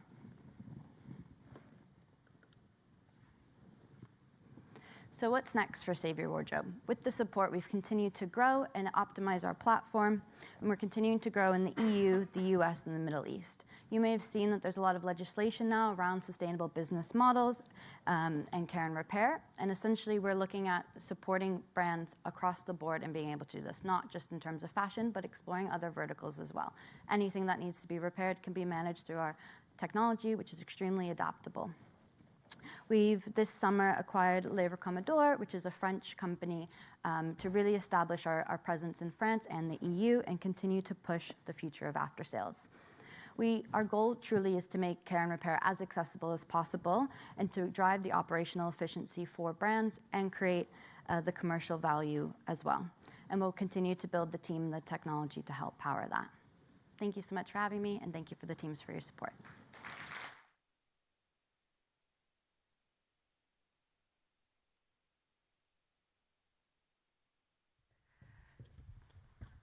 Fab, and thank you so much to our speakers there for their really interesting overviews and presentations on the programs and investments that they've had as part of AHRC's portfolio. Hopefully that's given you a little bit more of an insight into the variety of the things that we fund. So we are now going to move into our final panel of the morning. So I'm really, really excited about this panel. It's going to be looking ahead to the future of creative research and how it really can support UK's ambitions for the creative industries. I'm hoping it's going to prompt some really sort of thought-provoking discussions. I'm hoping it's going to be exciting for you going into lunch. And you can take away a bit of inspiration from the panel that we've got. So we've got Shahida Barry, who is going to be chairing the panel. Shahida is a professor at the University of the Arts London, known for her cultural criticism and interdisciplinary research. She connects ideas across art, design and society to highlight the impact of creative thinking. So I'd love for a warm welcome to Shahida and her panel, and she will take over from here. Thanks.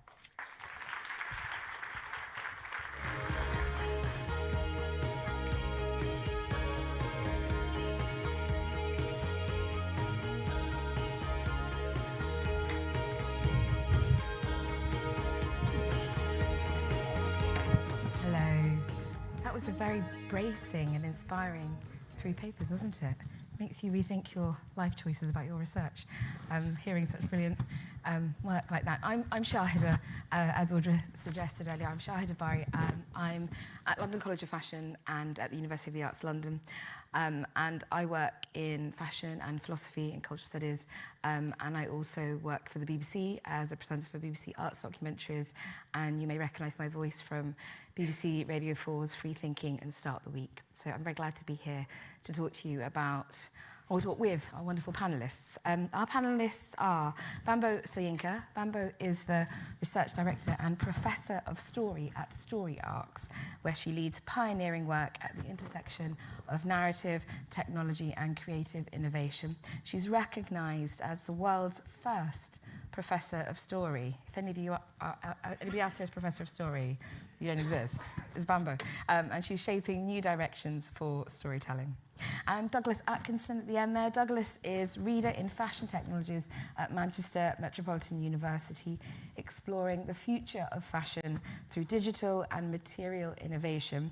His work, he works specifically with the Robotics Living Lab at Manchester Metropolitan University, and his work focuses on how new technologies can transform creative practice. That already sounds pretty exciting, doesn't it? Tupac Martir is an artist and founder at Satori Studio, renowned for blending art, performance and cutting-edge technology into immersive, genre-defying experiences. His work pushes the boundaries of live production, visual innovation and audience engagement. And Michael Riley. Michael is Director of the Black Music Research Unit at the University of Westminster, leading research into Black British music and cultural heritage. He's a pioneering musician and academic, and he champions innovation in music and culture. And you may have visited his amazing exhibition co-curated at the British Library, and perhaps he'll tell you a bit more about that.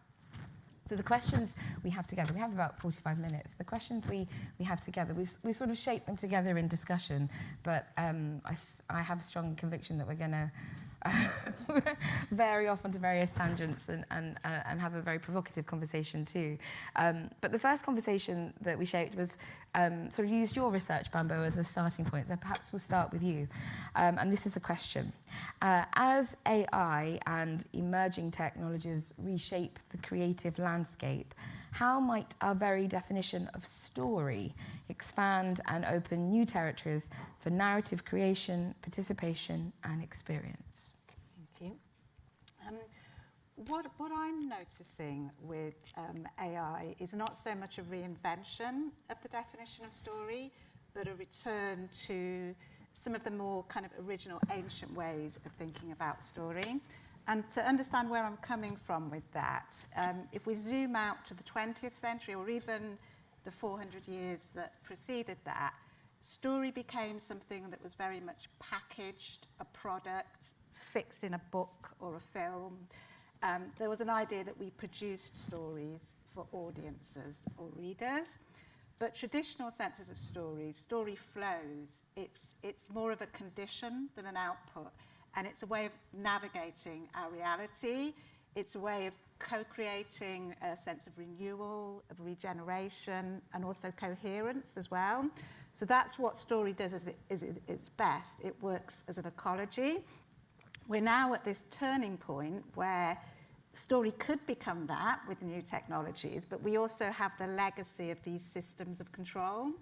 So story as coherence, if you're looking at that from an ecology point of view, it's very open and participatory, but we still have those systems of control as well. So for me, the key question, or the key question for us as we work and we participate in new technologies is, are we facilitating conditions for co-creation and participation, or are we amplifying systems of control and extraction? And is there a particular example you have in mind when you talk about systems of control and technologies of story? Are there, just to give us a sense of something concrete that we might be able to gain purchase on? My understanding of story comes from my own embodied experience, but also from projects that I work on. So one of the projects I'm working on is working with story fellows, and they're working in communities at a local level, and the stories are kind of negotiated and they're live. Story within kind of control systems, the control can come from different reasons. It can come out of a sense of fear, or out of wanting to be named as a sort of the author and the owner. So control isn't necessarily something always that's bad in itself. It emerges out of our interactions. But as we're moving into these AI systems, there's kind of a lot of fear emerging, and some of that fear turns us to the need to control those systems and to manage them. And I think inadvertently, that could lead actually to dampening the emergent potential of those technologies. And I think maybe leave it there, because then we can expand a bit as other people. Michael, perhaps I can turn to you. Does that term story work for you? Is there a way to think about your research and the innovations that are happening there in terms of story? I think so. I think as a musician, I wear different hats. I think as a musician, writer, producer, we're always telling stories. I mean, the lyrics are stories. It's an account of your life, your experience, and perhaps that of others. And we're communicating that reality in our work.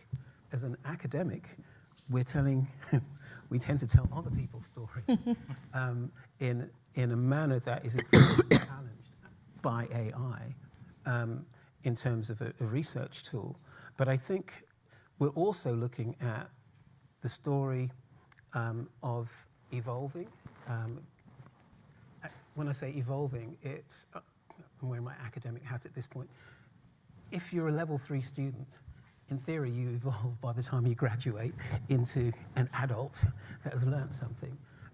I think AI is challenging the very idea of what the student is, what it is they're learning, and the time span in which they're supposed to absorb this information, and exactly what that information is. But there's a story within each institution. And certainly, my work looks at challenging the narrative within institutions. And just to go back to what you mentioned, the exhibition last year, which titled Beyond the Baseline, we looked at 500 years of African and Caribbean contributions to British music. The first challenge to that story was the timeline, where I was told quite bluntly, get a life. It's not real.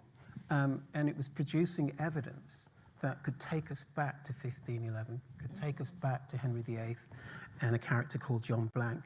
And the evidence was there to tell a different story. So one of the things that I've found is if you're prepared to do the work, and to some extent technology can now assist you to unearth that evidence much quicker, you have to verify it. We're riddled with hallucinations, you'll just blunt technology lies. But if you're prepared to do that work and you validate your research, technology can now allow you to challenge existing narratives, existing stories.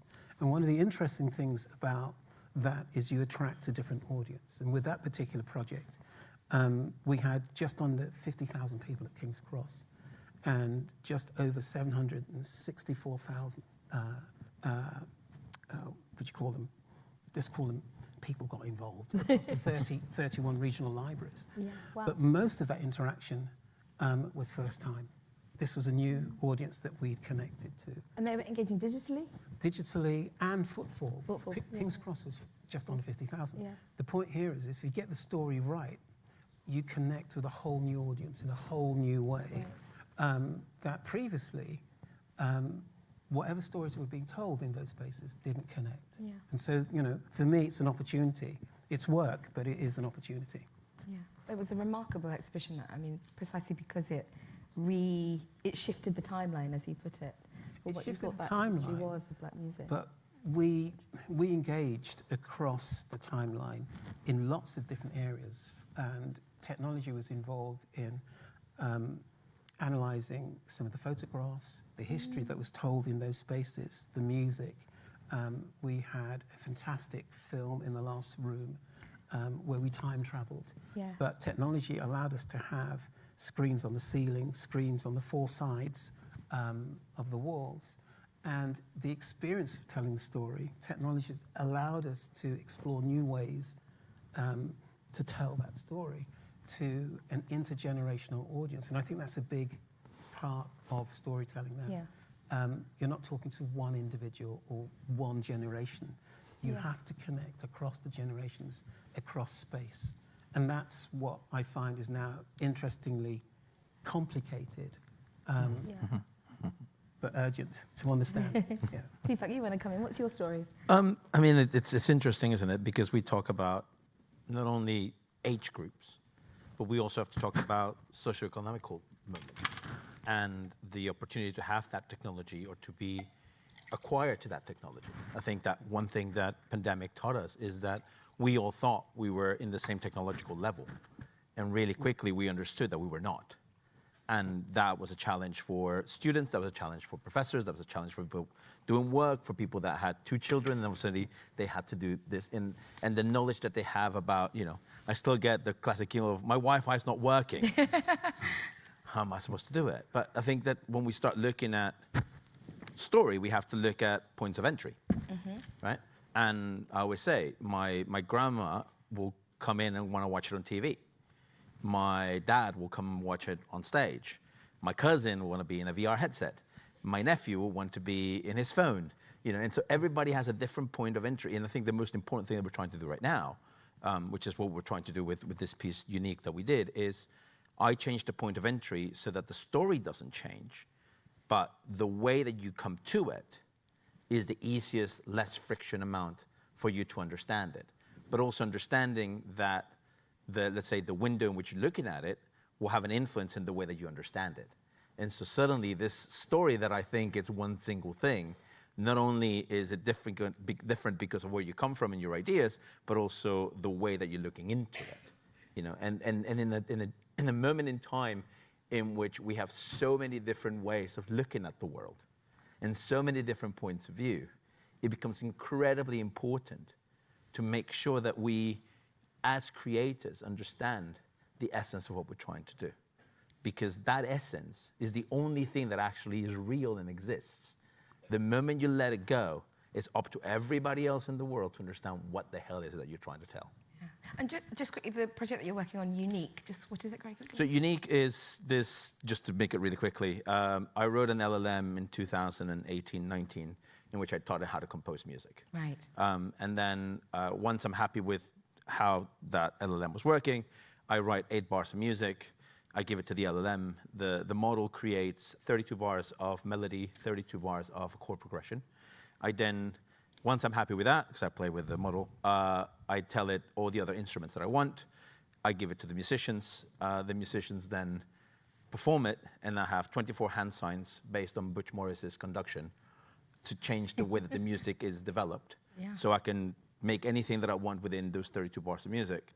And then all they're playing, and all that music goes to the sound desk. It gets transformed into data, and then that data goes to every single thing that is then being rendered, whether it's the visuals that you see on stage, elements that exist in AR that you can see through an iPad. If you are in a VR headset, you're moving through worlds that are being generated as we play music. If you are at home, you can watch a stream that has mixed reality embedded into it, which is being created by the way they play the music. And then you can be at home and listen to the radio, or you can actually be at home anywhere in the world, and I give you a code, and you're gaming online with the whole world's being created by whatever we're playing online. Your granny is wrong. You don't want to watch it on telly. You want it on the VR headset. That sounds amazing. Doug, what about you? What's your story? So I think fundamentally the story aspect for me touches on the fact that fashion is generally talked about in two distinct ways, and one of them is very much the glamour of the design side of the industry, and one of them is the horrendous negative stories we hear around fashion production. And I think what we're trying to do with the Robotics Living Lab is find ways that technology can shift the narrative around fashion production to actually encourage more people into the manufacturing side of the business as well as the design side of the business. Because we urgently need to reshore making to this country, so we're not relying on huge supply chains and relying on perhaps unethical labor as well. So I think part of that narrative is to try and emphasize that actually there's a huge amount of creativity in the manufacturing side of the fashion industry. These are the people who problem solve how to pattern cut a garment, they problem solve how to make it a reality, and they're often really unrecognized. So what we want to do is combine an interest in new technologies like robotics or like the software systems that you can become a real technical expert in, with a love for creativity and a kind of a narrative around how you can use them to really be a creative person that makes things rather than just designs things. Yeah. Well, this takes us to our second question, which is about the role of emerging technologies. How do and how are emerging technologies challenging our existing creative infrastructures, and what role does creative research play in helping us navigate these next generation tools and practices? So I think we have a particularly interesting challenge in this country in that most of our fashion manufacturing hasn't really been invested in for a long, long time. It relies on very traditional methods and tools. And yet we're educating designers, we're educating like people who are ready to go into a very digitized industry. Yeah. So now you can fully prototype a garment in 3D software, and then maybe you'd make a final sample. Yeah. So we have designers and students who are ready to kind of go into a digital workflow that actually right now the industry in this country doesn't support. And so part of the work we're trying to do is not only to build new tools that are accessible, that can actually go into smaller manufacturing units and aren't designed for the likes of Zara, who can spend £100,000 on a cutting machine for fabrics, which then comes with a £20,000 a year service contract. So it's trying to actually make some of these tools accessible in a way that can be implemented here, that can be part of a creative ecosystem in the UK and manufactures things close to the retail market. Yeah. So there's partly that idea that we need to develop the tools, but then some of the challenges, I think, are being driven more from the design side to say, well, we can see opportunities for this. How can we work with a manufacturer who might then be able to realize our vision for, say, an automated laser cutting system that could embellish garments automatically?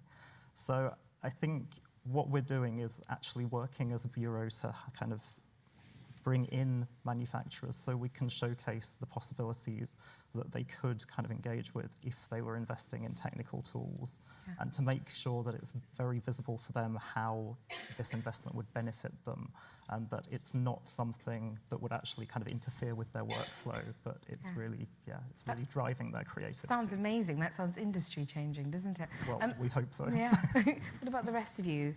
Emerging technologies challenging our existing creative infrastructures? I've got an answer, but I want to maybe just ask you something. You said something about that we can't really understand the shift until we understand the essence of it. Can you just explain what you mean by that, and then I'll add a little bit to that. I think that, especially when I see it a lot on the work that I do, where I think I'm being very clear about where a story or where a type of production would go. So for example, in Cosmos, it was all about loss, right? And then I explore loss out of that. In Unique, I explain the essence of it is, who am I when I go to sleep? and what does this body exist, and what is my brain, and what is my soul, and all those kinds of things, you know. In Kai, in the new piece, I'm trying to understand, like, who is it that actually exists in the next, throughout my life? Which bit of me is the same and which bit of me changes? Yeah. You know? Yeah. Yeah, so I think in answer to your question, that's how I see what's happening with new technologies as well. We're asking a lot of questions, like we're trying to keep up with the speed of the change, or sometimes we're thinking, you know, we're afraid that AI is replicating us or our ways of seeing things. But what we really haven't done is to stop and say, what type of change is this really? So I think that we're at a point that's similar to the beginning of the Industrial Revolution or the revolution of the printing press. And what changed there was a whole-scale change in our relationship to knowledge. So it wasn't just that we created books, but those books changed our approach to science, to religion, to the arts. They changed our way of seeing. And it fed back into our embodied understanding of the world and how we interact and what we produced in the world. And I think that that's what's happening with new technologies now, is that there's this change happening, and it's a change in perception. It's potentially an expansion of perception and a reconfiguration of perception.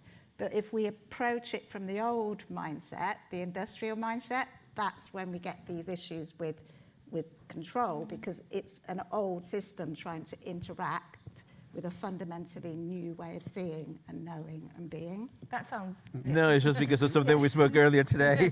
Why don't we share it with our audience? Well, I don't know. I think I have a concept around what I call the 3Ds, which is denial, what's the other one? Denial, delay, and doubt. Mm-hmm. And when working with new technology, I think we're saddled or challenged by these emotions. In terms of denial, I think most people have engaged with some aspect of current technology, whether they're aware of it or not. But within that group, they have just enough information to make confident, ill-informed decisions about the technology. Yeah. And then when we look at the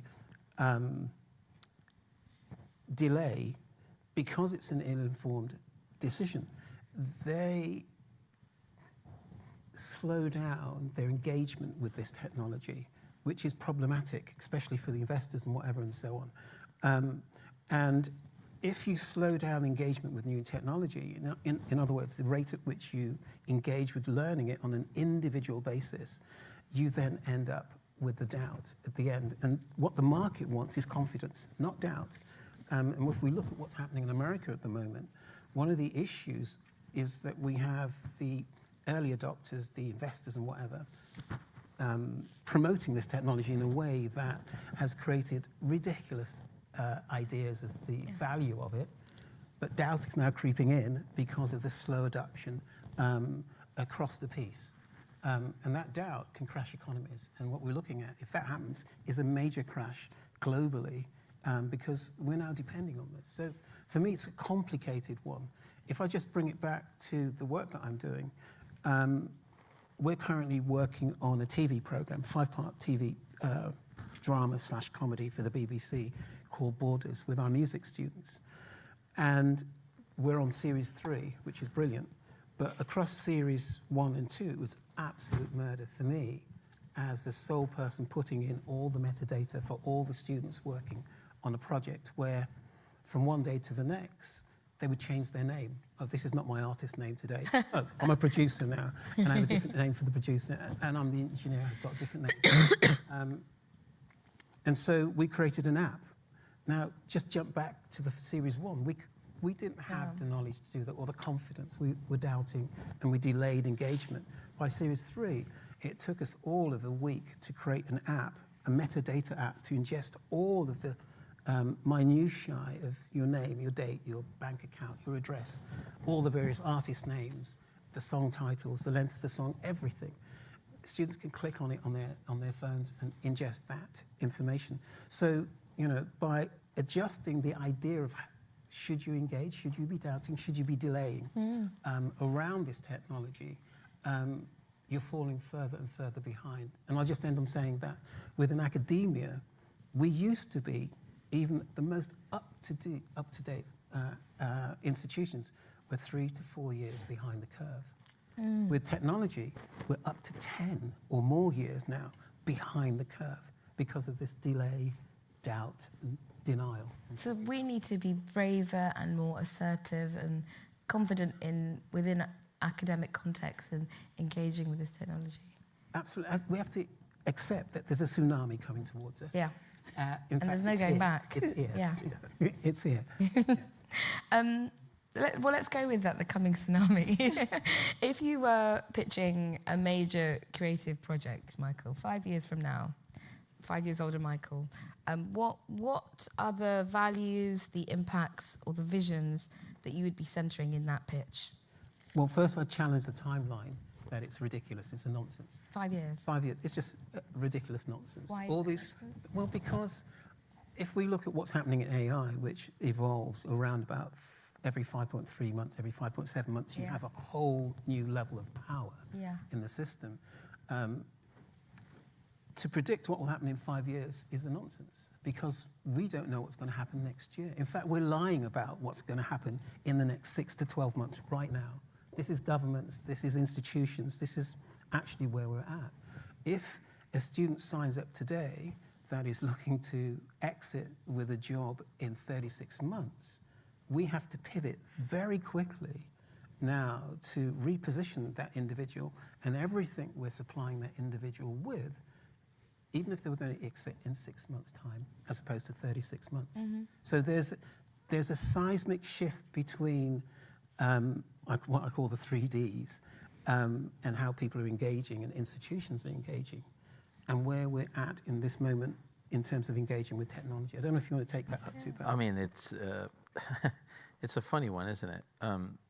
So I studied painting, drawing, etching, photography in what was called digital art in the late 90s, which digital art in the late 90s, and now it's that.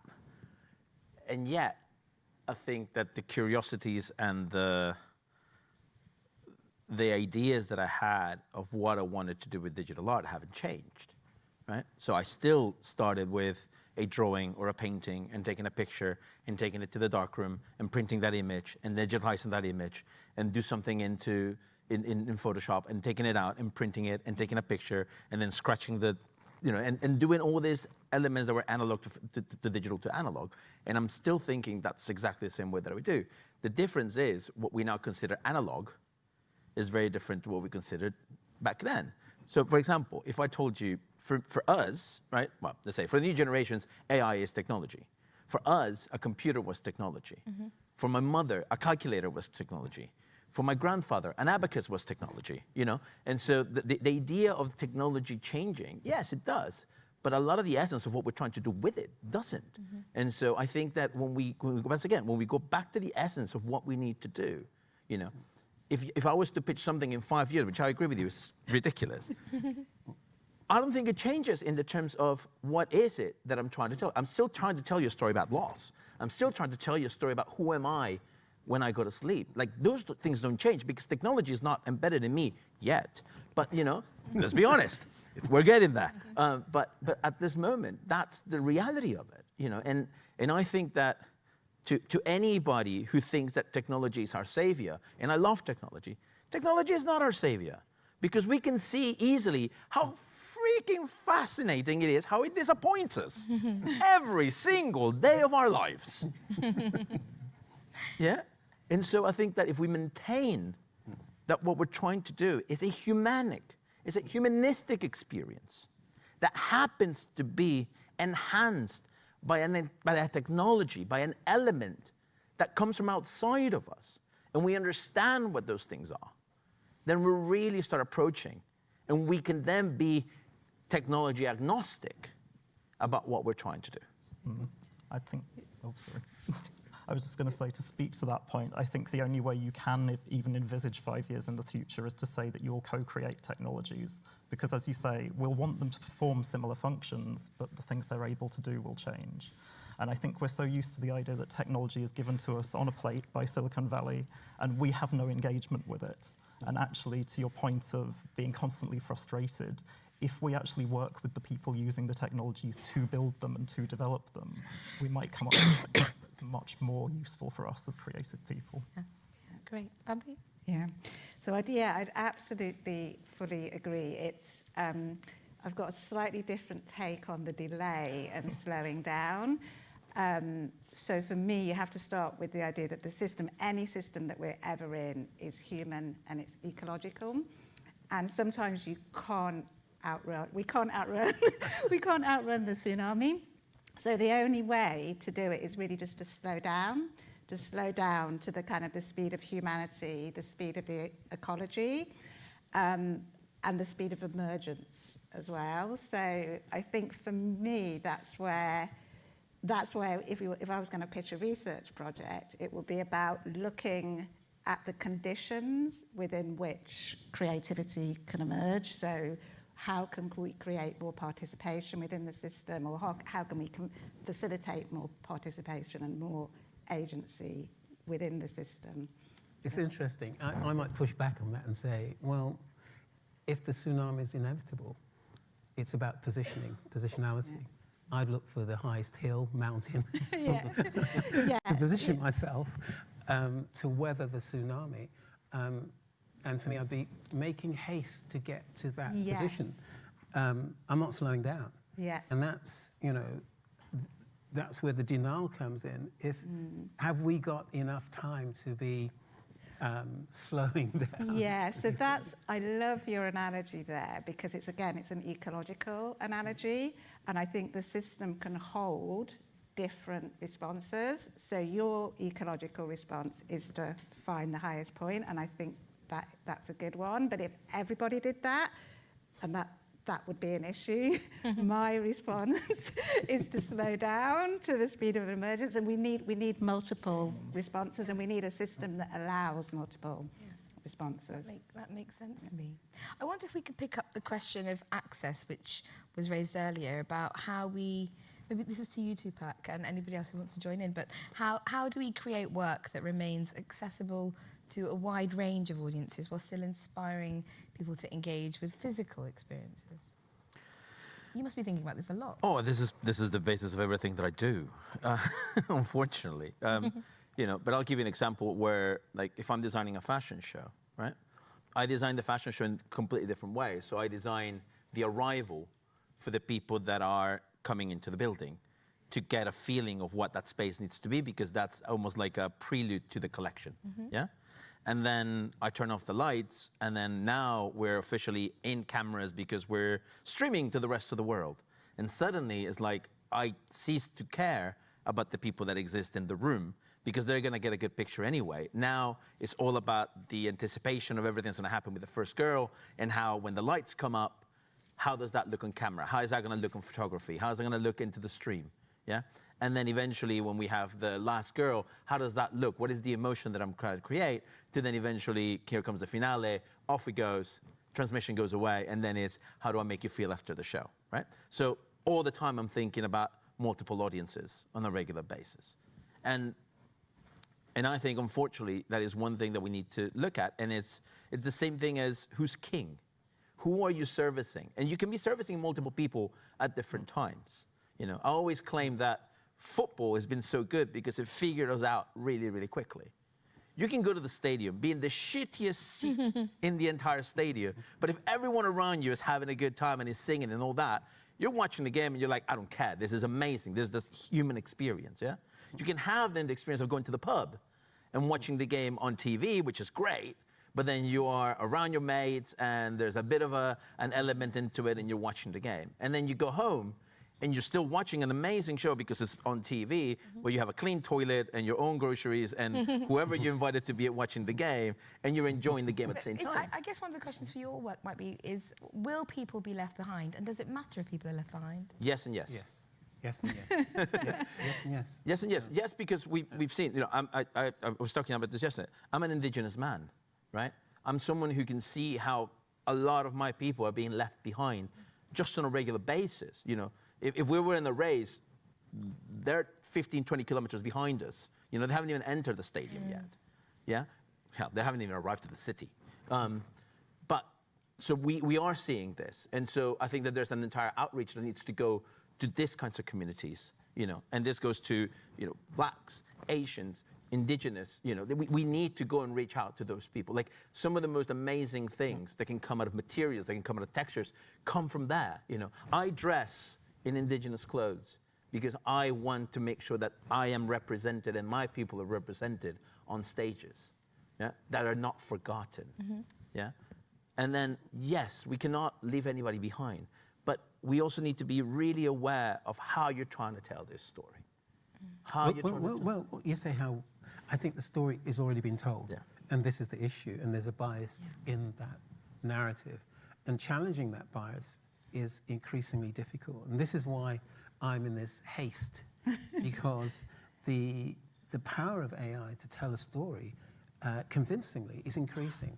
It's not decreasing, it's getting better, and it's the time in which it will give you that story is less and less every day. And because it's so convincing, we're now moving to a space where the digital generation is not challenging that, but accepting that narrative, which means if you're not part of that narrative, if your story is not part of what's being scraped, you don't exist.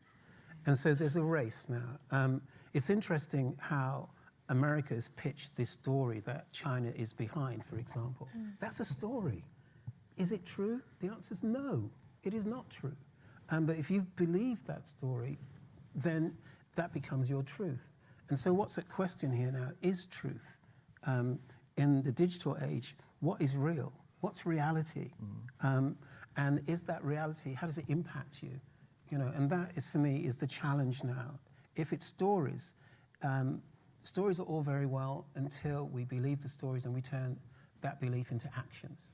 And that's where we're at now, and it's extremely dangerous if we're not engaging to challenge the narrative that we're being given in academia and across the news channels, which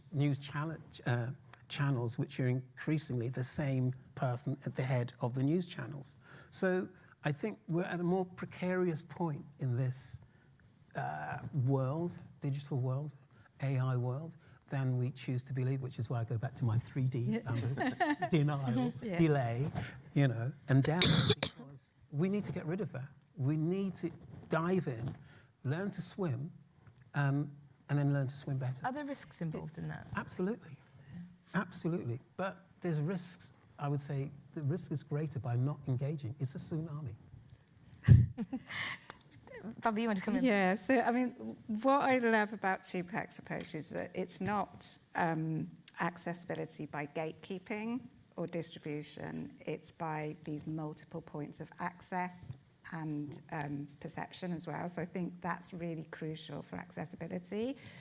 But there is a bigger risk than being left behind, and this is where there is a huge danger, and that's being co-opted into the system in a way that you become an object, that you have no voice, that you're forced to act, but without your, So that's where the real danger is. Yeah. So I think I might flip that a little bit, because I feel like the thing where we're talking about people being left behind, the thing that's in danger of being left behind is the physicality of being human. And so actually, you know, stories are being told like continuously, whether they're true or not, whether they're morphed through technology. But I feel like we're becoming stories detached from our lived experience. And so to speak to the idea of things like Indigenous crafts, you know, if people are making beautiful textiles based on years of embodied knowledge and understanding of how to weave something that's built up through physical experience, and yet we're trying to tell that story through a digital platform or through an AI chatbot that has no understanding of what it is to be a human maker, then we really do lose something that's fundamentally human. And so I think, you know, we're talking about kind of interactions with technology. A really critical interaction design challenge is to figure out how to take that human experience with us and how to portray it, and just find ways of recording it before it dies out. Yeah, no, I agree with what you're saying there, because I think the thing is we already know how to swim. And what sometimes happens is then our way of swimming, it's extracted, repackaged, and sold back to us, and then it's no longer ours. So it's not, but No, I was just going to say that there's almost this element of a lot of technology and a lot of things that are happening. But, you know, going back to the idea of the craft, right? But only a human understands, well, I guess some animals do too, how amazing it is to like peel a mango and eat a mango. Mm-hmm. You know, what it feels like when you jump into a cold water. And we all know this, the moment that your partner says, we need to talk, everyone knows what that feels like, you know, and it's like, but they're amazing, you know, they're amazing feelings that cannot be packaged, cannot be taught, you know, those are the things that I always go back to it. Like, at the end of the day, I do this job because I don't know how to do anything else. Mm-hmm. I only do this job because this is what I learned how to do, and it is to connect with other humans and to find ways of connecting with those humans. If technology allows me to enhance that element, then that's welcome. If a technology can allow me to express myself in a way that actually reaches a wider audience, then that's great. But at the end of the day, we don't have to forget that we come from just sitting around the fire and talking to each other and telling each other stories. Like, that is the essence of what we're trying to do.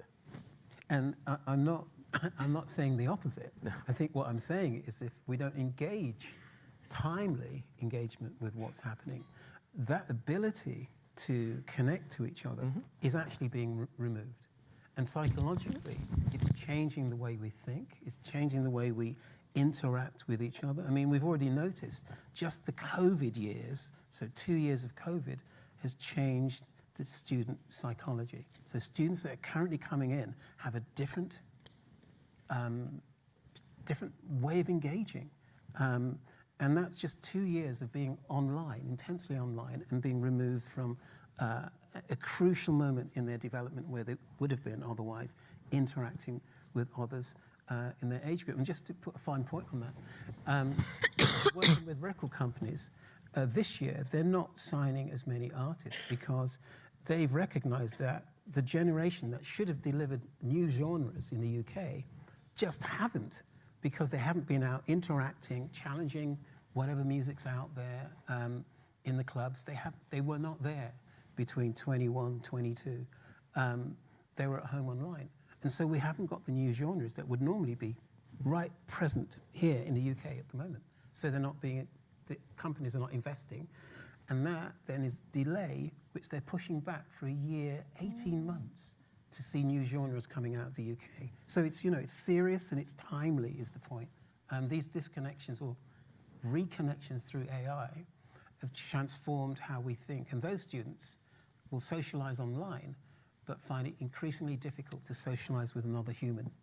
So I hear you. I'm just saying we need to be challenging that. I'm conscious that each of you are at the vanguard of your disciplines, certainly the digital and technological facing parts of these disciplines. What are the creative methods or technological breakthroughs that have the power to disrupt, for good or bad, how your sector, your discipline is developing, producing and presenting its work? Could you pinpoint what those things are? One thing is, what are they? And the other question is, are they actually real? Okay. You know, we got promised that 5G is going to change our lives. No, I still can't get 5G in half of the country. You know, okay. and so I think there's a lot of the reality, and the expectation, and the truth of what's happening right now. And I think that the reality of it is, we don't actually get the reality of what's happening. Okay. Big tech talks a big game, and we get shown all these things, but the reality is they don't come down in the way that they're done. And therefore, everything that we're being sold is an illusion. And so trying to say this is the technology that's going to change us, it's a lie, because 3 years ago, nobody knew what Midjourney was. Right. And then suddenly that came in, and it changed the way that we see everything. So I think that there's stuff that is going on in the military or in porn that we don't know about, that is going to come into our way and is going to disrupt anything that we know. I love that that's what we need to be looking at, the military and porn. Doug, what about you? So yeah, I was just going to say to that kind of idea of Midjourney. Midjourney was something people could pick up so easily because it was a super simple interface. And I think this, especially for creative industries, is the big sticking point. There's a world of tech we could play with, but it's so difficult to actually understand how to program it, how to make it perform a function, that I think the really revolutionary thing would be to have more kind of like low code and no code interfaces, and to actually like lower that accessibility barrier so people have the chance to play. Because I think, again, there's the idea that you have to spend so long programming a technology to make it do the thing you want to do. You don't dare have it fail. You can't experiment. You can't kind of see what happens with kind of random chance. And so I think lowering that barrier is like, that is the main thing that will really, really make changes across all creative I disciplines. think that's a fascinating suggestion. Rather than sort of upskilling us, it's like 30 years too late for me to learn how to code. But if maybe the technologists can make low code or no code, that might be my access point. What about you, Bumper? I think, so maybe just picking up on a few things that you've been saying, I think that the danger and then the opportunity as well is seeing technology as something that's different from us. Technology is craft, and so that for me, the disruptive thing is to really ask, what is this a craft of? And certainly the types of technologies that I'm working with, it's a craft of awareness, and once you begin to see it like that, that's when you can then start disrupting, if that's what you want to do, or engaging with it in a way that enables you to start actually playing and working in a meaningful way with that emergence and that awareness. I'm going to give the last word to you, Michael. We've run out of time, sadly. What do you think are the creative methods or technological breakthroughs we should be looking out for? It's a mental one. I think it's regarding this technology as a tool, the most powerful tool that you perhaps have been given access to. But you have to invest the energy to understand how to use it and how to skill up and channel your accumulative life skills into this tool.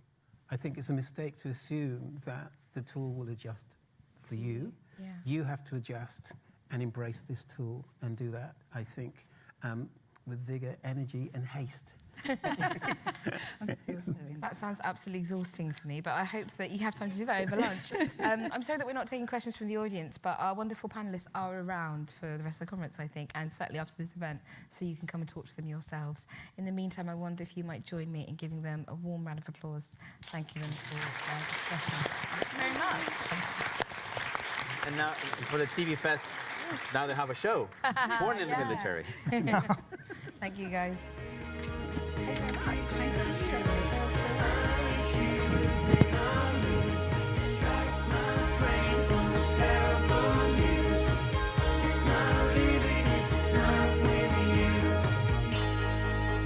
Just before you all go, just 2 seconds. I know you're all really, really hungry, but just 2 seconds.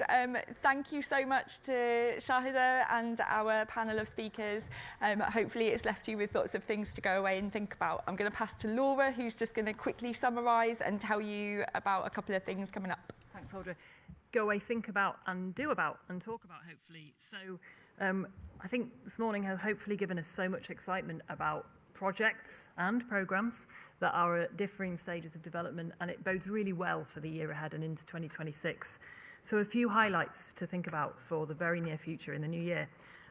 From January onwards, the next CoSTAR access programme calls will open to industry, giving industry access to the labs for businesses and SMEs that are really keen to develop new prototypes and pilot those with the R&D experts in the labs and use the infrastructure firsthand. Also, in early 2026, AHRC will open the next Creative Clusters funding call. Watch this space, and that will happen pretty early in 2026. We can't wait for your applications.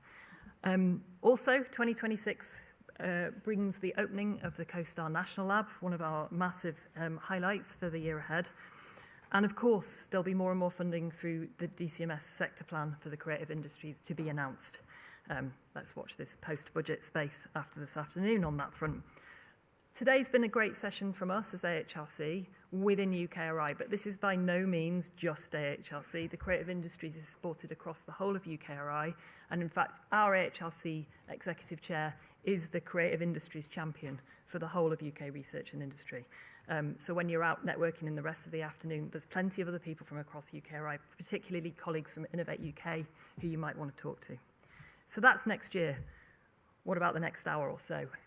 The CoSTAR Foresight Lab invite you all to participate in their signal stations, which is happening right outside now until 2 o'clock in the bar area outside. They are inviting you to help them map the emerging futures of the creative industries. And there are 3 signal stations out there.